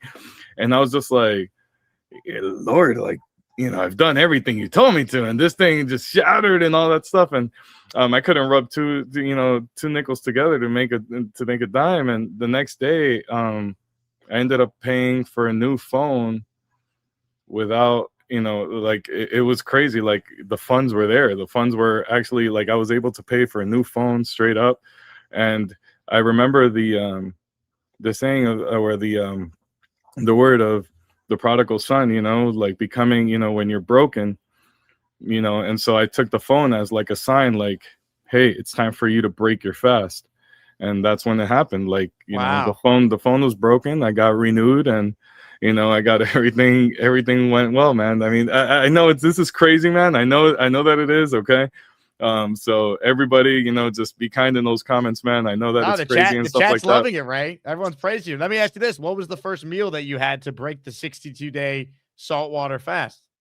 The first meal was actually broth, because, I did do my research on it. I wanted to make sure that I was good. Obviously, everything tells you, like, you're crazy for doing this and stuff. So I ended up having vegetable broth for like about a week. Then after that, I ended up having, I moved it up to like bone broth for like the next 2 weeks. And then after that, I started slowly, adding different types of foods and stuff. Wow, that's incredible. Well, Ray, I'll tell you what, shoot me an email when you get off the phone here with your name and address and your size for t-shirts, because I want to send you some merch, because I'm sure when you lost all this weight, you needed some new clothes. So let's get some Maniac gear ahead of the Jet season. All right, brother, let me tell you something. I got another short one for you, man. So when I was that weight, okay, I was working from home and stuff, and I put in, I'm a diehard Jets fan, but unfortunately I live in Florida, so I can't really like get to the games like that. And in an odd way to Florida too, because I live like south of the Tampa area. And I put in, 4 years ago, I guess when Robert Salo was like becoming the coach or something like that for the Jets, I put in for like signed football. From, I guess they were having like a thing for like the team was going to sign the football, and I was like, you know what, let me just randomly put myself in these sweepstakes, right? And all of a sudden I get a call from a Jersey number that I don't know, and I'm like, I'm super excited, but I don't know what's going on. I pick it up and they're just like, hey, did you put in for this autograph football and all that stuff? And I was like, yeah. And I just like hung up on the person I was talking to at my job, and I just I just fell down to the floor, and I'm like, yeah, it's me.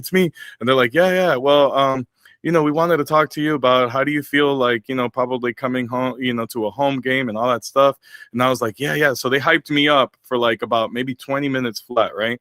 They asked me about my background, and I told them I was like, my kid's middle name is Jet. I'm like, I bleed green. I'm like, I've been a Jets fan forever, blah, blah, blah. And then they told me, they're like, oh, yeah, we wanted to tell you about the sales that we're having on for the season tickets and all that stuff. So it was just like a sales pitch, dude. And like my heart just dropped, bro. And for like about maybe 3 months, man, I was just like, I'm not wearing any Jets gear. I'm not wearing anything. I'm not supporting this team anymore. And then I go back to them. It's crazy. So they did me so wrong. They implied that you won the signed item they were giving away, and it was just a sales pitch for season tickets instead. Yep. My wife got so mad because she's just like, she's like, you don't really, because I mean, like I said, I don't have two nickels to rub together, right? So we don't really like, I haven't been to a Jets game. The only time that I went to a Jets game was like, years ago when someone paid my ticket for me to go to one down in Miami to see the Dolphins and Jets game. And that was like, man, I'm talking about like almost 15 years back or something like that. Haven't been to a Jets game since. And so I don't even like, and most of the merch that I get, people give them to me because of the fact that like, like I said, it's not, I have 2 young kids. I'm not going to try to like, go crazy and try to buy merch and stuff like that. So my wife's like, for the one thing, she's just like, that was wrong. Cause she was listening on speaker, she was just like, that was so wrong. And I don't have social media or anything like that. So I just like, I get my info through YouTube and stuff, I don't really like mess around with social media and stuff. And so my wife's like, I'm going to get on Facebook. I'm going to tell people and all that stuff. And I was like, just let it be. It's okay. Let them be that way, Well, So, I'm sorry yeah, that happened, but amazing story about your weight loss journey, Ray. So do me a favor, man. shoot me your information. My email is in the description for this video. It's just asmanjake@gmail, and need your name and address, and I need your updated size so I can send you some Asmaniac shirts, some swag before the season. Listen, hold on. Let me see if I find a shirt here that is actually going to prove it. Well, I may have one that's a 5X, but I was a 6X, brother. Let me see here. Oh, this one says 4. I don't know if you can see that there, but it says a 4XL. Wow. What are you now? Yeah. XL. That's incredible, man. Congratulations. That's yeah, awesome. man. 52% body fat down to 22 right now.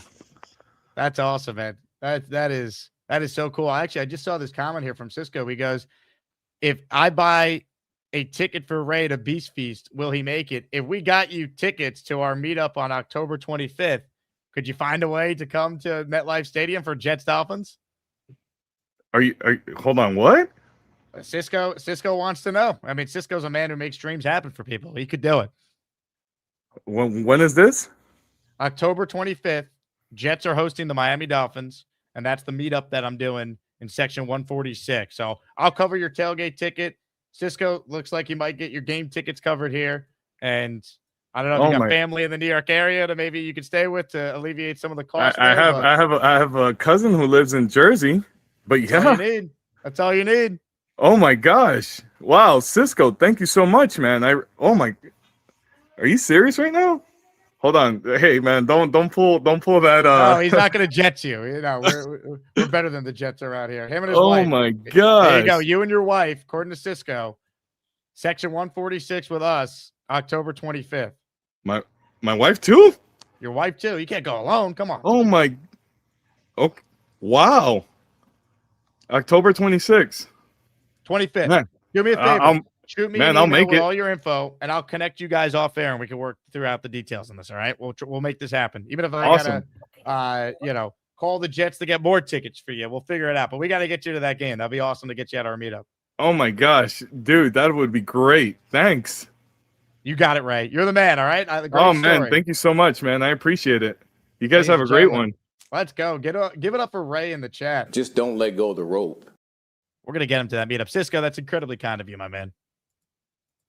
We'll see what we could do, but we're definitely gonna send Ray some Asmaniac merch in a size XL. Great story.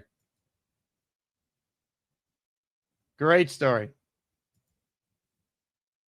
Shoot me that email, Ray, and I'll connect you with Cisco, and we'll figure it out. I'll cover your tailgate tickets. We'll put this together for you. Candyman in the raffle for 2 says, great job, Ray. God is good. 62 days, just salt water. Unbelievable.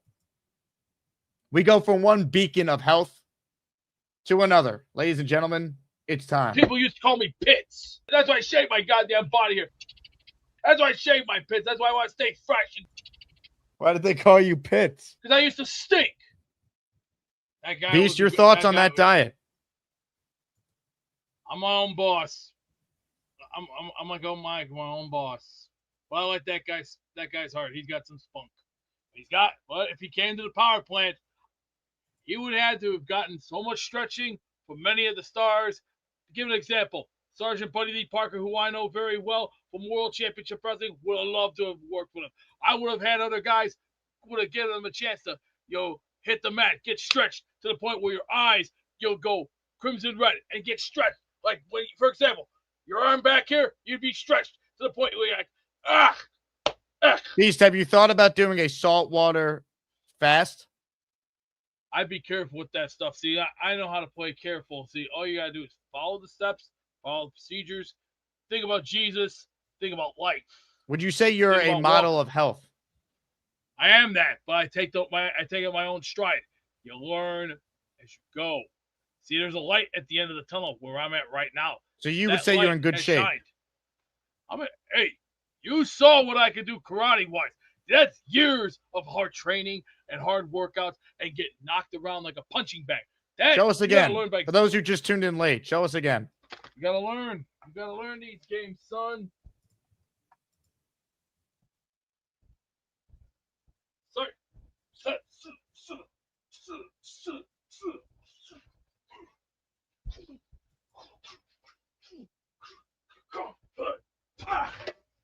Ladies and gentlemen, sports fans of all ages, welcome to the event of the year, the moment you've all been waiting for. This is the Asmaniac Rumble. It looks good. You just looks good. See that? 500 That's pounds. strength. It looks good. What's up? That's strength. See, that's years from learning all the different techniques. You watch as you learn. I've watched the WMC Masters. I've learned from Street Fighter and Mortal Kombat and all the other crazy techniques. You hear what he says? I learned from Street Fighter and Mortal Kombat. He's 42 years old. He goes, I learned from Street Fighter and Mortal Kombat. Do you have any respect for the Japanese? No, I don't think you do. I've been to Japan. You got it's a hell of a country. respect for any of the Japanese because I've been to Japan. It's a hell of a country. Ignorant, I love Japan. Arrogant asshole with an ego. This is why Chuck Norris laughs at you. This is why other stars laugh at you because you're a jackass. You're I got voted. I got voted by this community for best takes. You're aware of that, correct? Yeah? I won best takes from this community. You're aware of that, song correct? definitely says you're a dumbass. You're a dumbass. You're grade A, number one, certified first class. You're a dumbass. You're a dumbass. And you'll be one for the rest of your life. Yeah, it's country. All right, Jake. Can we talk? Can we talk about? Music. Can we talk about the Jets whenever you're ready? I may not like this is fine. I'm not ready yet. I'm not ready. All right. Let me just say this for you. I may not like country music and cowboys, but I like a good fight and I like a good ass cooking. See, I know what good's when I see it. See, you may think meat and water is great. No, brother. It's all about salad. It's all about cheeses. It's all about life. It's all about thinking skills and cooperation. Yeah, you know, B, sometimes I don't know what the hell you're talking about. Hey, before we talk Jets, can we just get you to comment on the diet there? You're a man of health, Gary. Your thoughts on the 62-day saltwater fast by Ray of Sunshine? Jesus did 40. This was 60. What is 62? He said, yeah. 62. Glory to God. God is good. I'm a big advocate of fasting. Nothing bad can happen from fasting if you're a reasonably healthy person. So I'm all for it. Fasting heals every single cell in your body. Fasting is a cure for early stages of cancer. Like fasting heals everything. So when is it dangerous? So like even someone like you, right? Someone who doesn't have a lot of body fat, you can live a month at least more without any food, right? Like your body stores fat. So that answer is going to vary on how someone like Beast can actually live a lot longer without food than someone like you, but you could still go 40 days easily without food. How many days do you think Beast could go?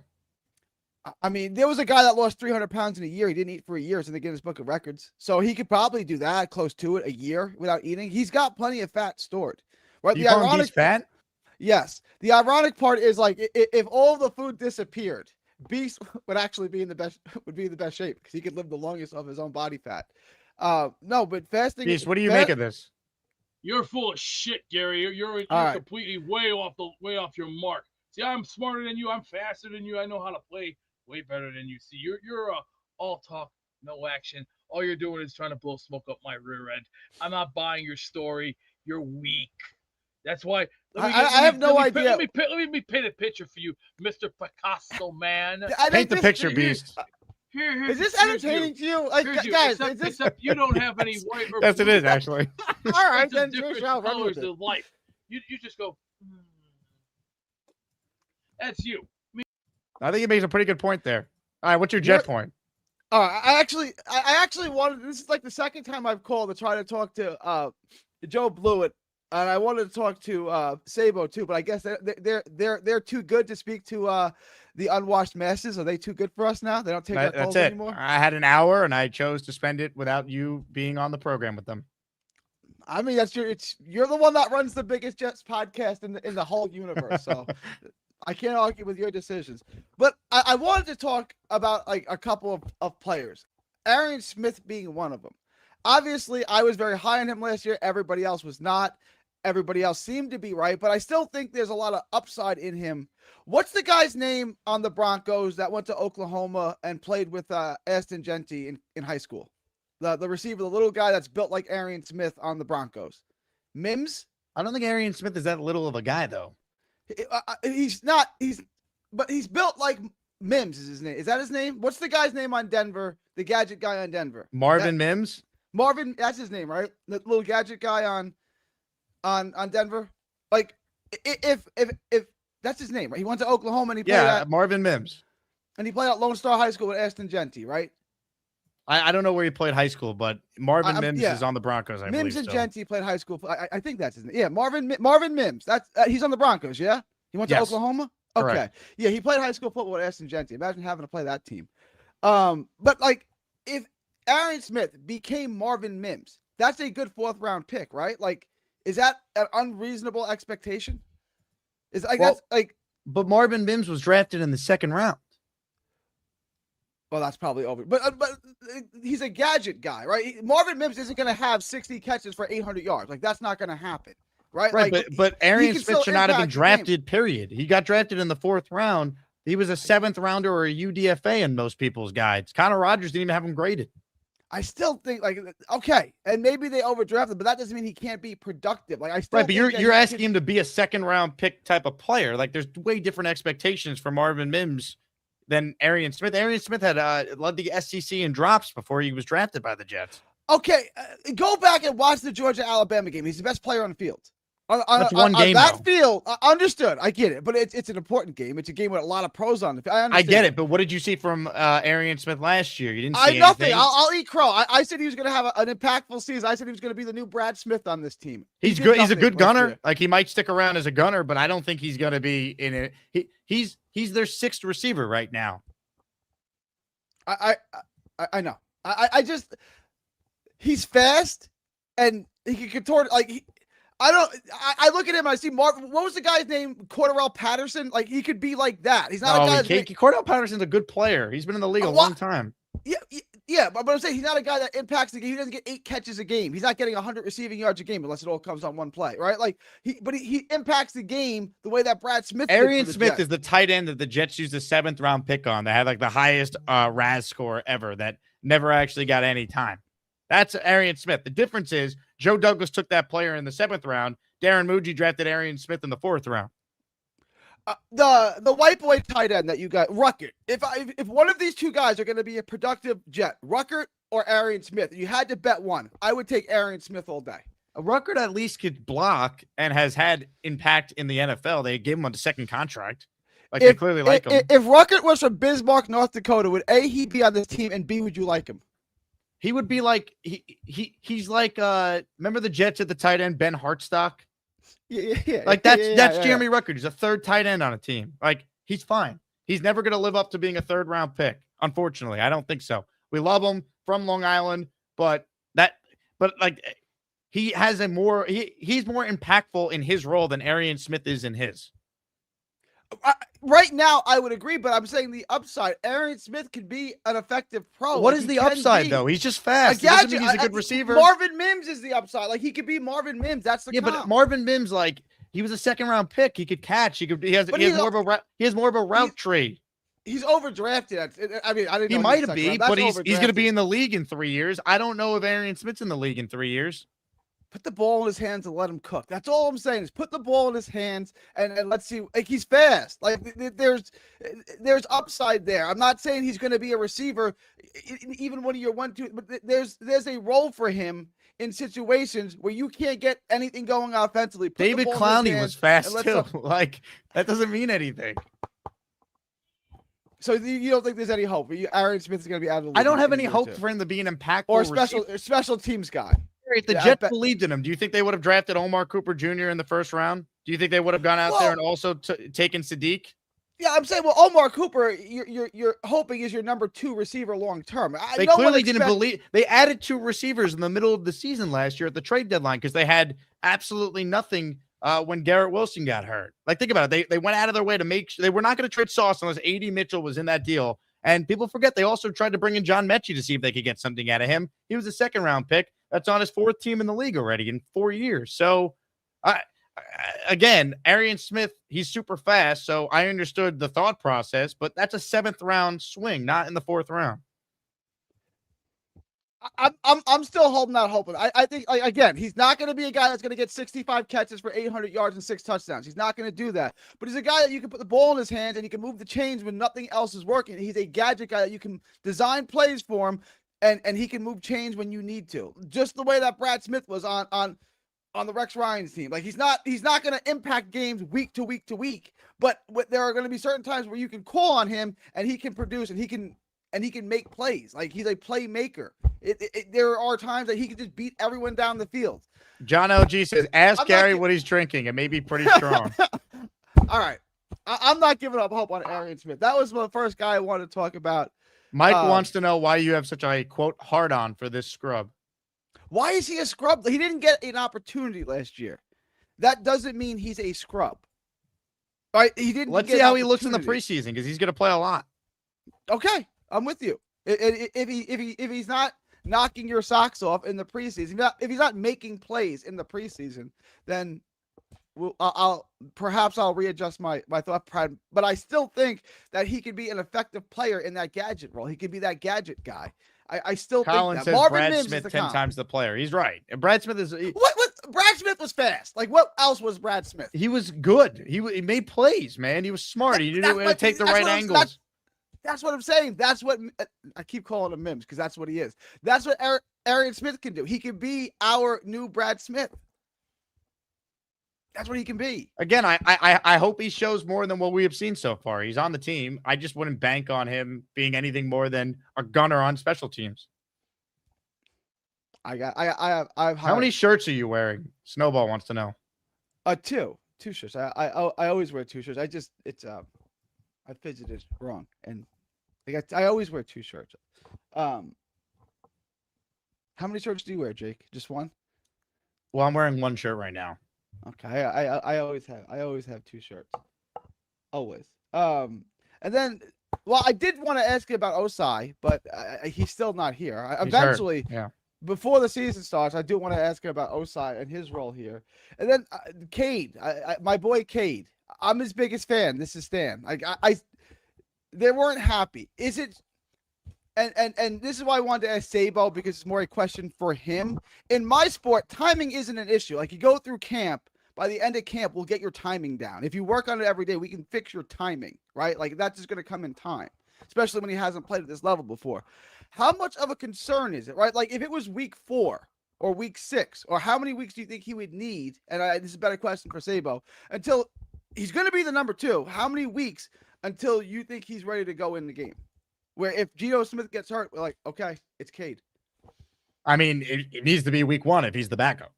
Oh, you're right, because he's always. I agree, but they both seemed like they were uncomfortable, and they were talking about trading a 7th rounder to get Andy Dalton, right? Yeah, they're going to give it a couple weeks before that. With him.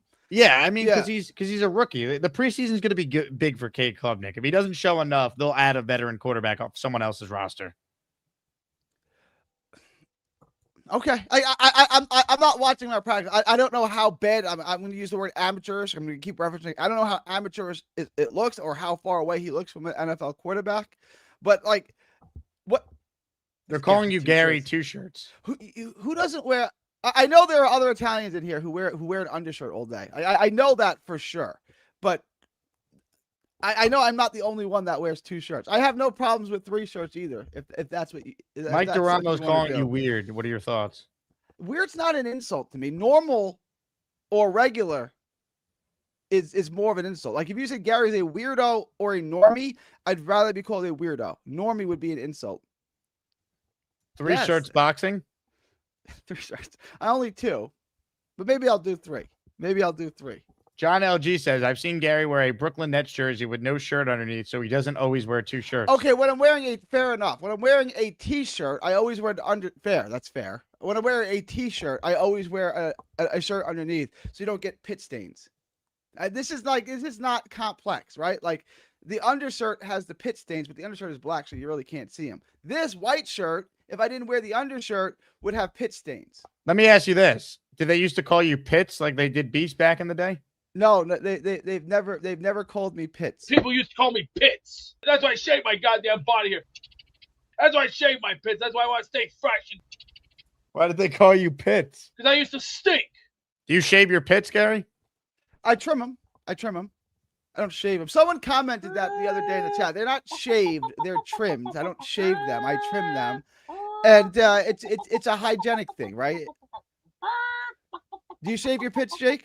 No, I don't shave my pits. Trim them? Nothing? You just let them grow? Let them do its thing. All right. I like mine suave because why? I like to keep it fresh. I like to keep a little profile. See, I'm not like today's modern society that look like Godzilla going.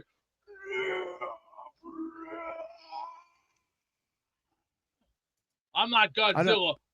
I'm not Godzilla, but I do respect Godzilla. How do you feel about women that don't shave their pits? How do you feel about that? Hey. Well, you're the master of putting girls down because in your video that you like to put up, oh, women shouldn't vote. Well, I have a saying.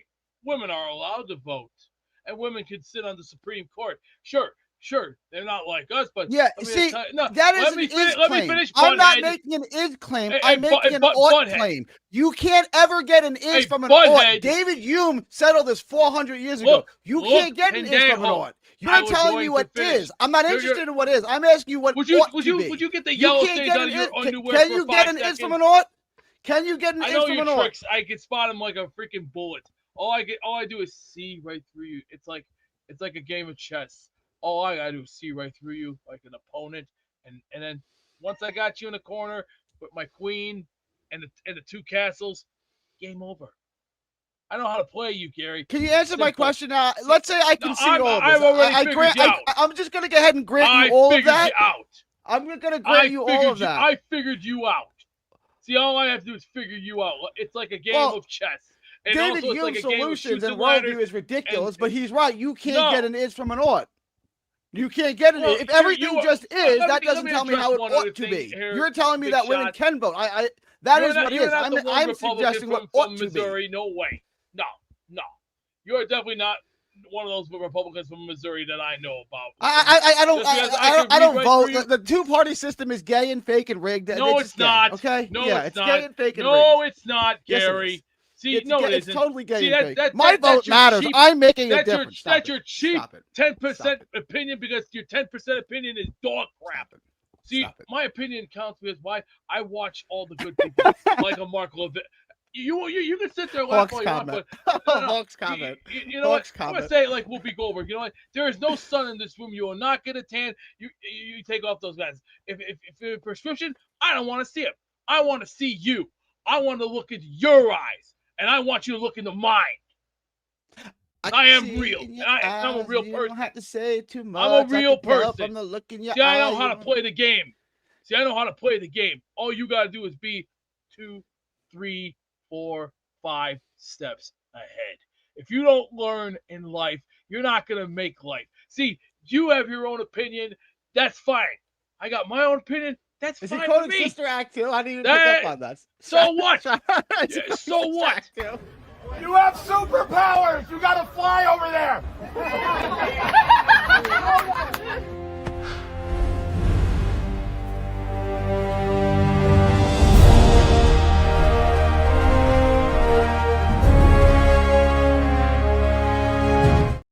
Thank you to Gary and Beast for this afternoon's entertainment. Couple calls left. Raffle for a Brees Hall signed helmet up for grabs. New set of weekly raffle prizes for those tuning in for the first time this week. Jets Legends jersey, prize 1. Signed Curtis Martin helmet, prize 2. Signed Joe Klecko helmet, prize 3. And prize 4, the granddaddy of them all, signed Broadway Joe Namath helmet. 4 prizes in Sunday's weekly As Maniac raffle. When I get done with this show, there's a good chance I'm going to need some IndaCloud products because I got to unwind after what has been an eventful day on the program. If you're looking for something to help you relax, mentally cool down without crashing out, that's where IndaCloud comes in. They are a fully legal online cannabis dispensary with THC gummies, premium pre-rolls, zero sugar THC sodas, energy gummies, extra strength sleep gummies.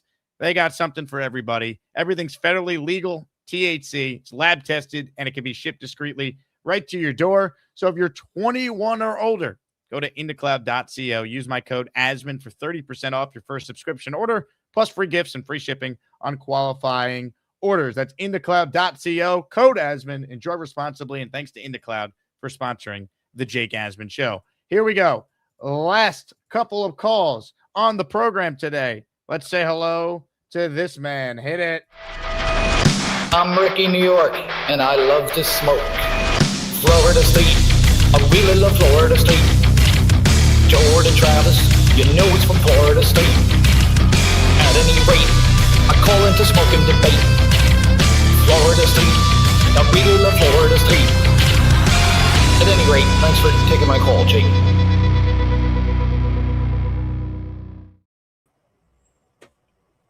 How's it going, Jake? Hello, Ricky. Oh. You did say hit it, so I did. I would expect nothing less from you, Ricky. Oh. At any rate, man, tremendous. I don't even know how I'm supposed to follow up on some of these calls today. Shout out to Ray. my fellow Floridian on an amazing job that he did. That was the most inspiring thing that I've heard all week. That was awesome. Yeah.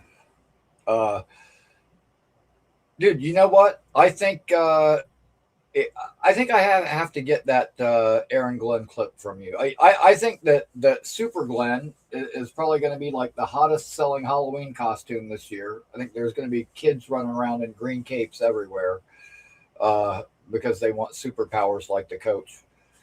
And once we start winning, it's only going to get worse from there.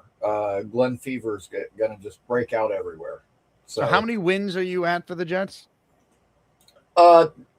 9, 8 or 9. And you were at 10 last year. Yeah. Last year I seriously overestimated, but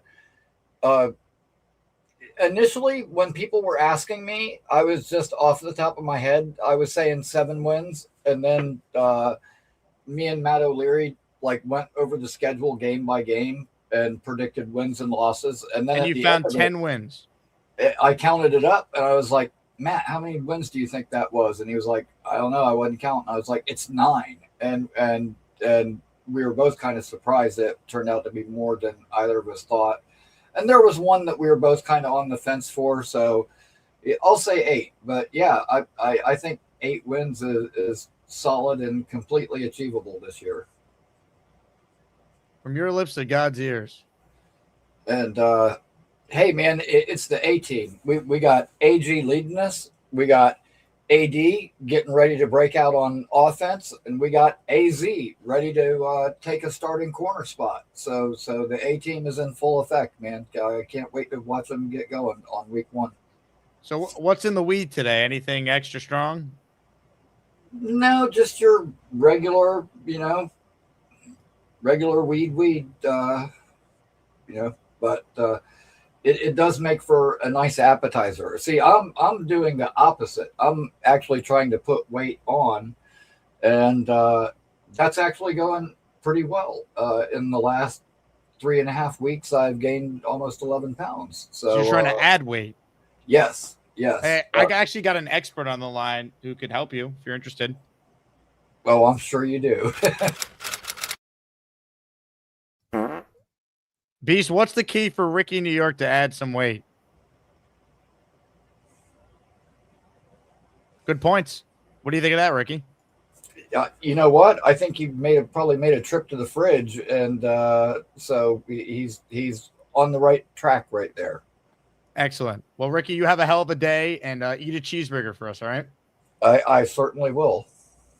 You saw my hat? Yeah. And if you need anyone to drive you, I got you, Gino. I got you. Gino, you look great. I got you.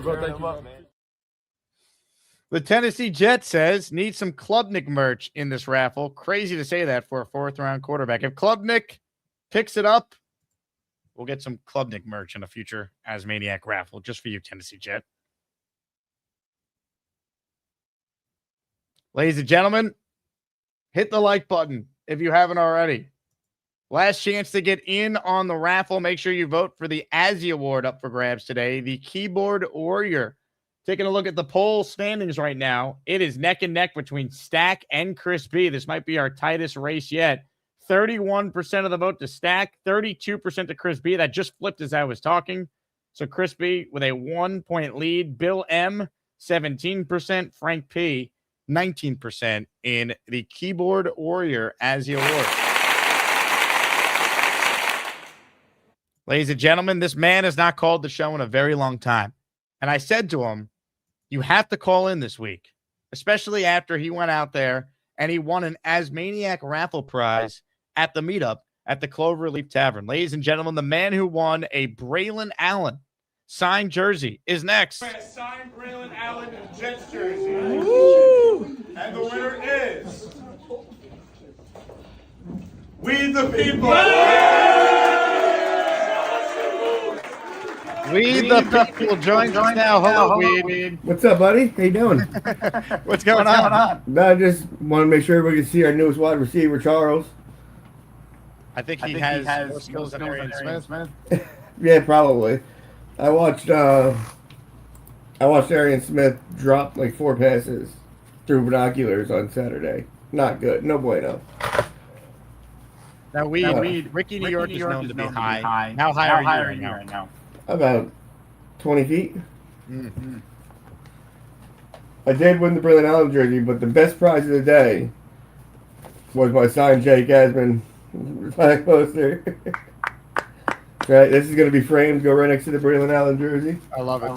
I got that one right here. Incidentally, unrelated, I'm auctioning off a Brilliant Allen jersey. Totally different. Yeah, man, that was a great meetup. Watching Charles and Boss Peter was absolutely incredible. And we're going to go 17-0 this season. I feel good. Weed? Keep smoking that weed, all right? Oh, yeah. Cheers, buddy.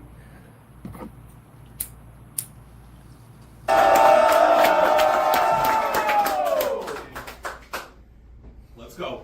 Jets, Jets, Jets. Well, that was a very good one. I am Nightbot. I am watching you, Stormrocks 877.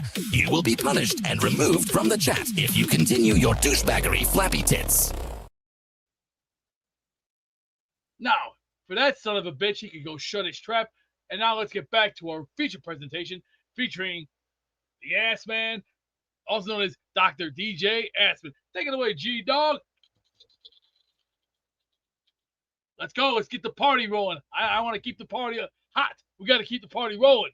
And remember, folks, August 14th, Tampa Bay. You know we're going to come for that ass. And we're coming for your ass. So we got the baseball bats ready. We got to kick your ass. And then after we're done, example, basura into the garbage, just like the rest of the trash. So come get some. If you want some, come get some. And if you don't like us, right here. You know what I mean? Right here. Back of our asses. It's called, you don't like it? Bite me. No, Nightbot ain't gonna do nothing. But you want to see where Nightbot's gonna go? Yeah, right here. Yeah, right down to my crack of my ass. Except he ain't got nothing. He should go get a wet burrito from Taco Hell and eat one of those and go.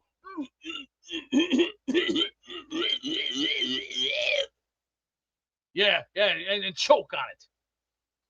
As long as he's not choking or stringing the cheese. Beast, I lost control. Nightbot just took over the show. What a putazo. He's hacking our systems here. Chingo su madre, estoy a pinches pendejos, way. What a pendejo. How do we handle Nightbot? Crush him.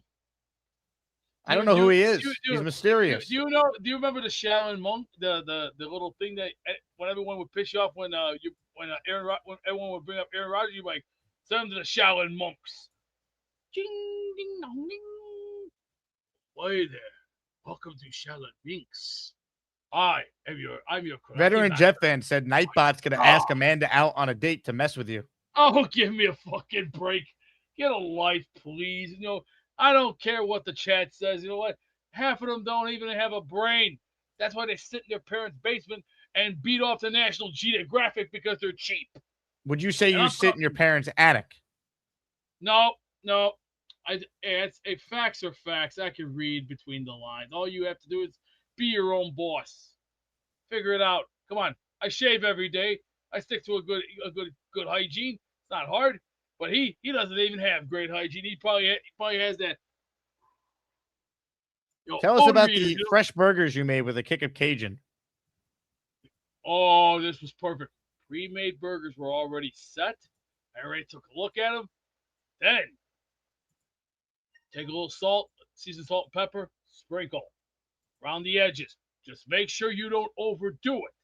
And then once you got that on, take the Cajun. Did you rename your studio to the Global Male Porno Studio? No. That's a bunch of bullshit. I'm sorry. That's all bullshit. All lies. another form of stupid. I swear to God, I thought dummies couldn't be getting any better, but unfortunately, the dummies keep coming out of the woodwork. It's getting to be It's got really fucking personal today. He just unleashed a fucking violent venom in me, and that's why I got fucking angry with him today. His bullshit's getting real out of hand. It's getting out of control. I've had just enough. All fucking year, it's been nothing but bash me, bash me, bash me. All right, enough is enough with today. Today, let's just go to the Wheel of Champions, please. I am Nightbot. I am watching you, Stormrocks 877. You will be punished and removed from the chat if you continue your douchebaggery, flappy tits. Yeah, I got a little surprise for you. Little Pete, fuck the sheep, blew a horse right through his feet. She ate his ass, though very nice. Tongued his happy meal not just once, but twice. Ow! Yeah, you know, B, sometimes I don't know what the hell you're talking about. Last call for the raffle. I'm counting all the names. Before we get to the raffle, reminder, if you need a new mattress, Brooklyn Bedding should be your go-to. Comfortable, free shipping, 120-night sleep trial, 10-year warranty. Need I say more? Premium comfort, superior support, better sleep. They got it all. Brooklyn Bedding. Check out their website.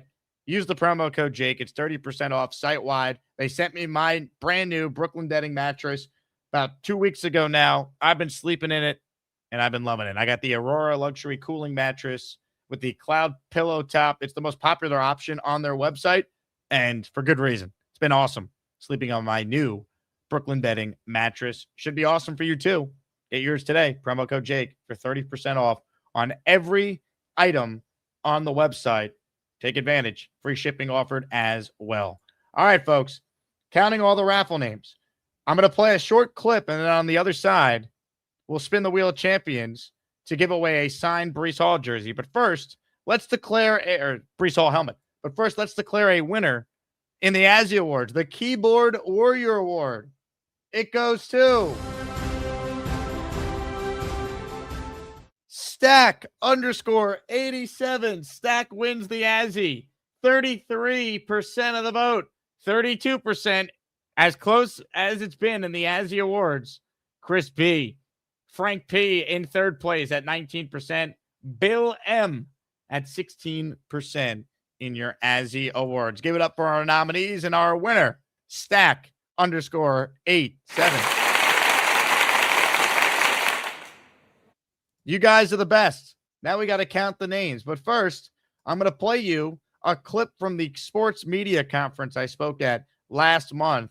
I explained how this show that you're watching right now, how Adam Gase being bad at his job had a lot to do with where we are today. I'm going to play it to give myself a minute to then count all the names.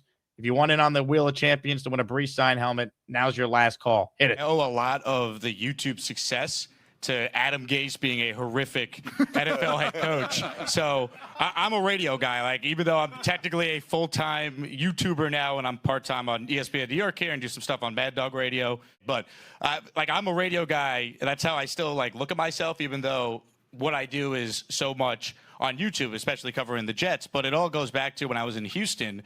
I was doing a show that was 2 hours a day on SB Nation Radio, which was owned by the company that also owned the local ESPN Houston affiliate. And I asked my program director, Craig Larson, hey, let's be real, no one's really hearing this show. Can I take some of the segments and can I put it on YouTube just as a way to try and get more of audience exposure? And it's a national show, but the Jets being awful, and it was the Trevor Lawrence year, that was a big national story that I was able to talk about. So I could post Lakers win, the bubble championship, will get 500 views. Me ripping Adam Gase and how awful the season is and the dysfunction that is the Jets, I'd get a couple thousand views. And I noticed that there was nobody that was doing a live Jet show. It would be pre-recorded videos. Hey, let's react to today's news, 5-10 minutes. No one was actually doing a radio show on camera, is how I kind of pictured what I could do that'd be different. So I just took all the things that I know as a radio guy and applied it to doing a daily Jets and NFL-centric show. That was the genesis. Instead of callers, it'd be, people could video call on the show through StreamYard. I use a very basic program. Instead of the text line, people can actually comment live as the show was happening. So I basically just tried to take a radio show, put it on camera. That was kind of the original thought behind like the Jet YouTube show that I do now, obviously. And that's how we got to where we are today, folks. Pretty crazy. Ladies and gentlemen, at the buzzer here, Major Poonage in the raffle for 5 entries. You have superpowers! You gotta fly over there!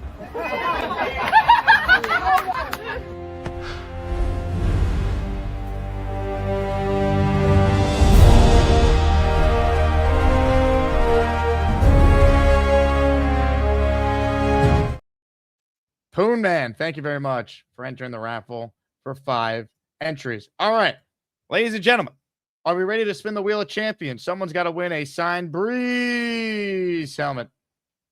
Ladies and gentlemen, we first bring on the master of raffle ceremony. Here is the Beast. Beast, we're coming to you. Look alive out there. Tweet. Stringing the cheese. Mean Gene Oakland live here in the Coliseum Home Video Electric Studio. Girls, wheel. We're going to get one lucky winner from that Brees Hall helmet. Say it with me, girls. At 5, 4, 3, 2, 1. I am Nightbot. I am watching you, Stormrocks 877. You will be punished and removed from the chat if you continue your douchebaggery, flappy tits. Beast, I'm losing control. Nightbot's taking over. Hey, asshole, I got something for you. I got a nice little surprise for you. It's called this. Yeah? Rockin' my baby on the treetop. Your mother's a whore. I ain't your pup. Oh! Georgie Porgy pudding in pie. Jerked off in his girlfriend's eye. When a rifle crying slut. Georgie, fuck that one-eyed slut. Oh! Now let's go home. Good night. Beast, where'd you go? I'm left in the hole. What happened? Seems like Nightbot really wants to come after Beast. Now all of a sudden I have full control over the show again. This is unbelievable. I don't know if we could go to Beast today for the raffle wheel. Nightbot might strike again. We might need to go to Darren Muji instead. Ladies and gentlemen, here to send us to the Wheel of Champions might have to be the GM of the Jets. Although Beast is called back in. Should we try one more time? Beast, you there? I know you're there. Yeah, I just had to check something really quick. Put your camera on. I can't see you. I know what you're trying to try and do. No, I can't see you. I'm not buying it this time. Nightbot is out there. I can't see you. I know what you're trying to do. I don't know what you're trying to do. I'm not buying the hole this time. Are you going to send us to the Wheel of Champions? Let's do it one more time. One more time. Girls, bring me the wheel. I am Nightbot. I am watching you, Stormrocks 877. You will be punished and removed from the chat if you continue your douchebaggery, flappy tits. Fine, fuck you.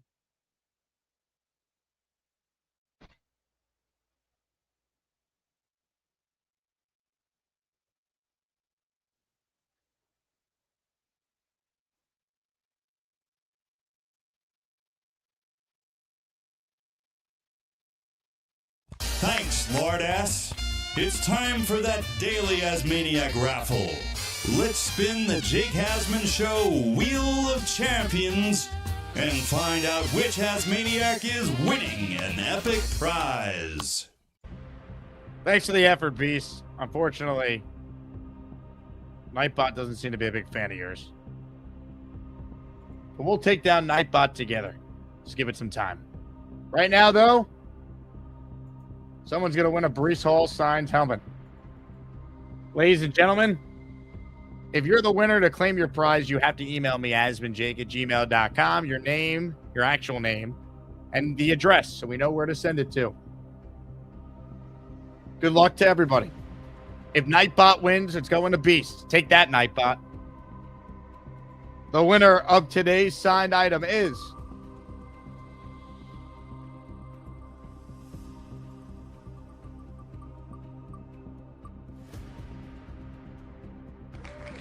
Colin Wofer. Let's go, Colin. Hit it. I hug him every day. I hug him every day.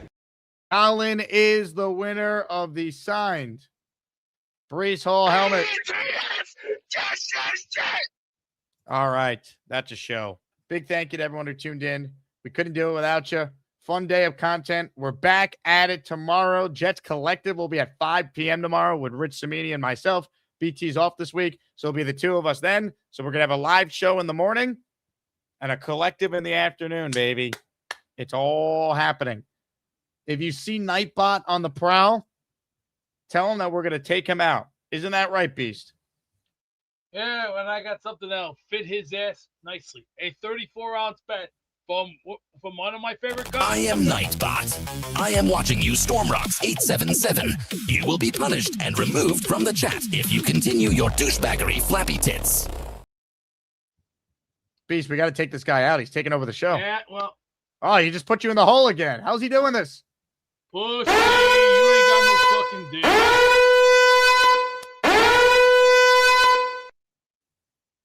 I am Nightbot. I am watching you, Stormrocks 877. You will be punished and removed from the chat if you continue your douchebaggery, flappy tits. All right, I got to take care of this Nightbot situation. We'll work on it for tomorrow. Thanks to everyone who tuned in. You guys are the best. JETS, Jets, Jets, Jets. We're back at it. Omari Brown, 9:45 a.m. tomorrow. We will see you then. But before we get out of here, I leave you with this. Just put myself in these goddamn situations.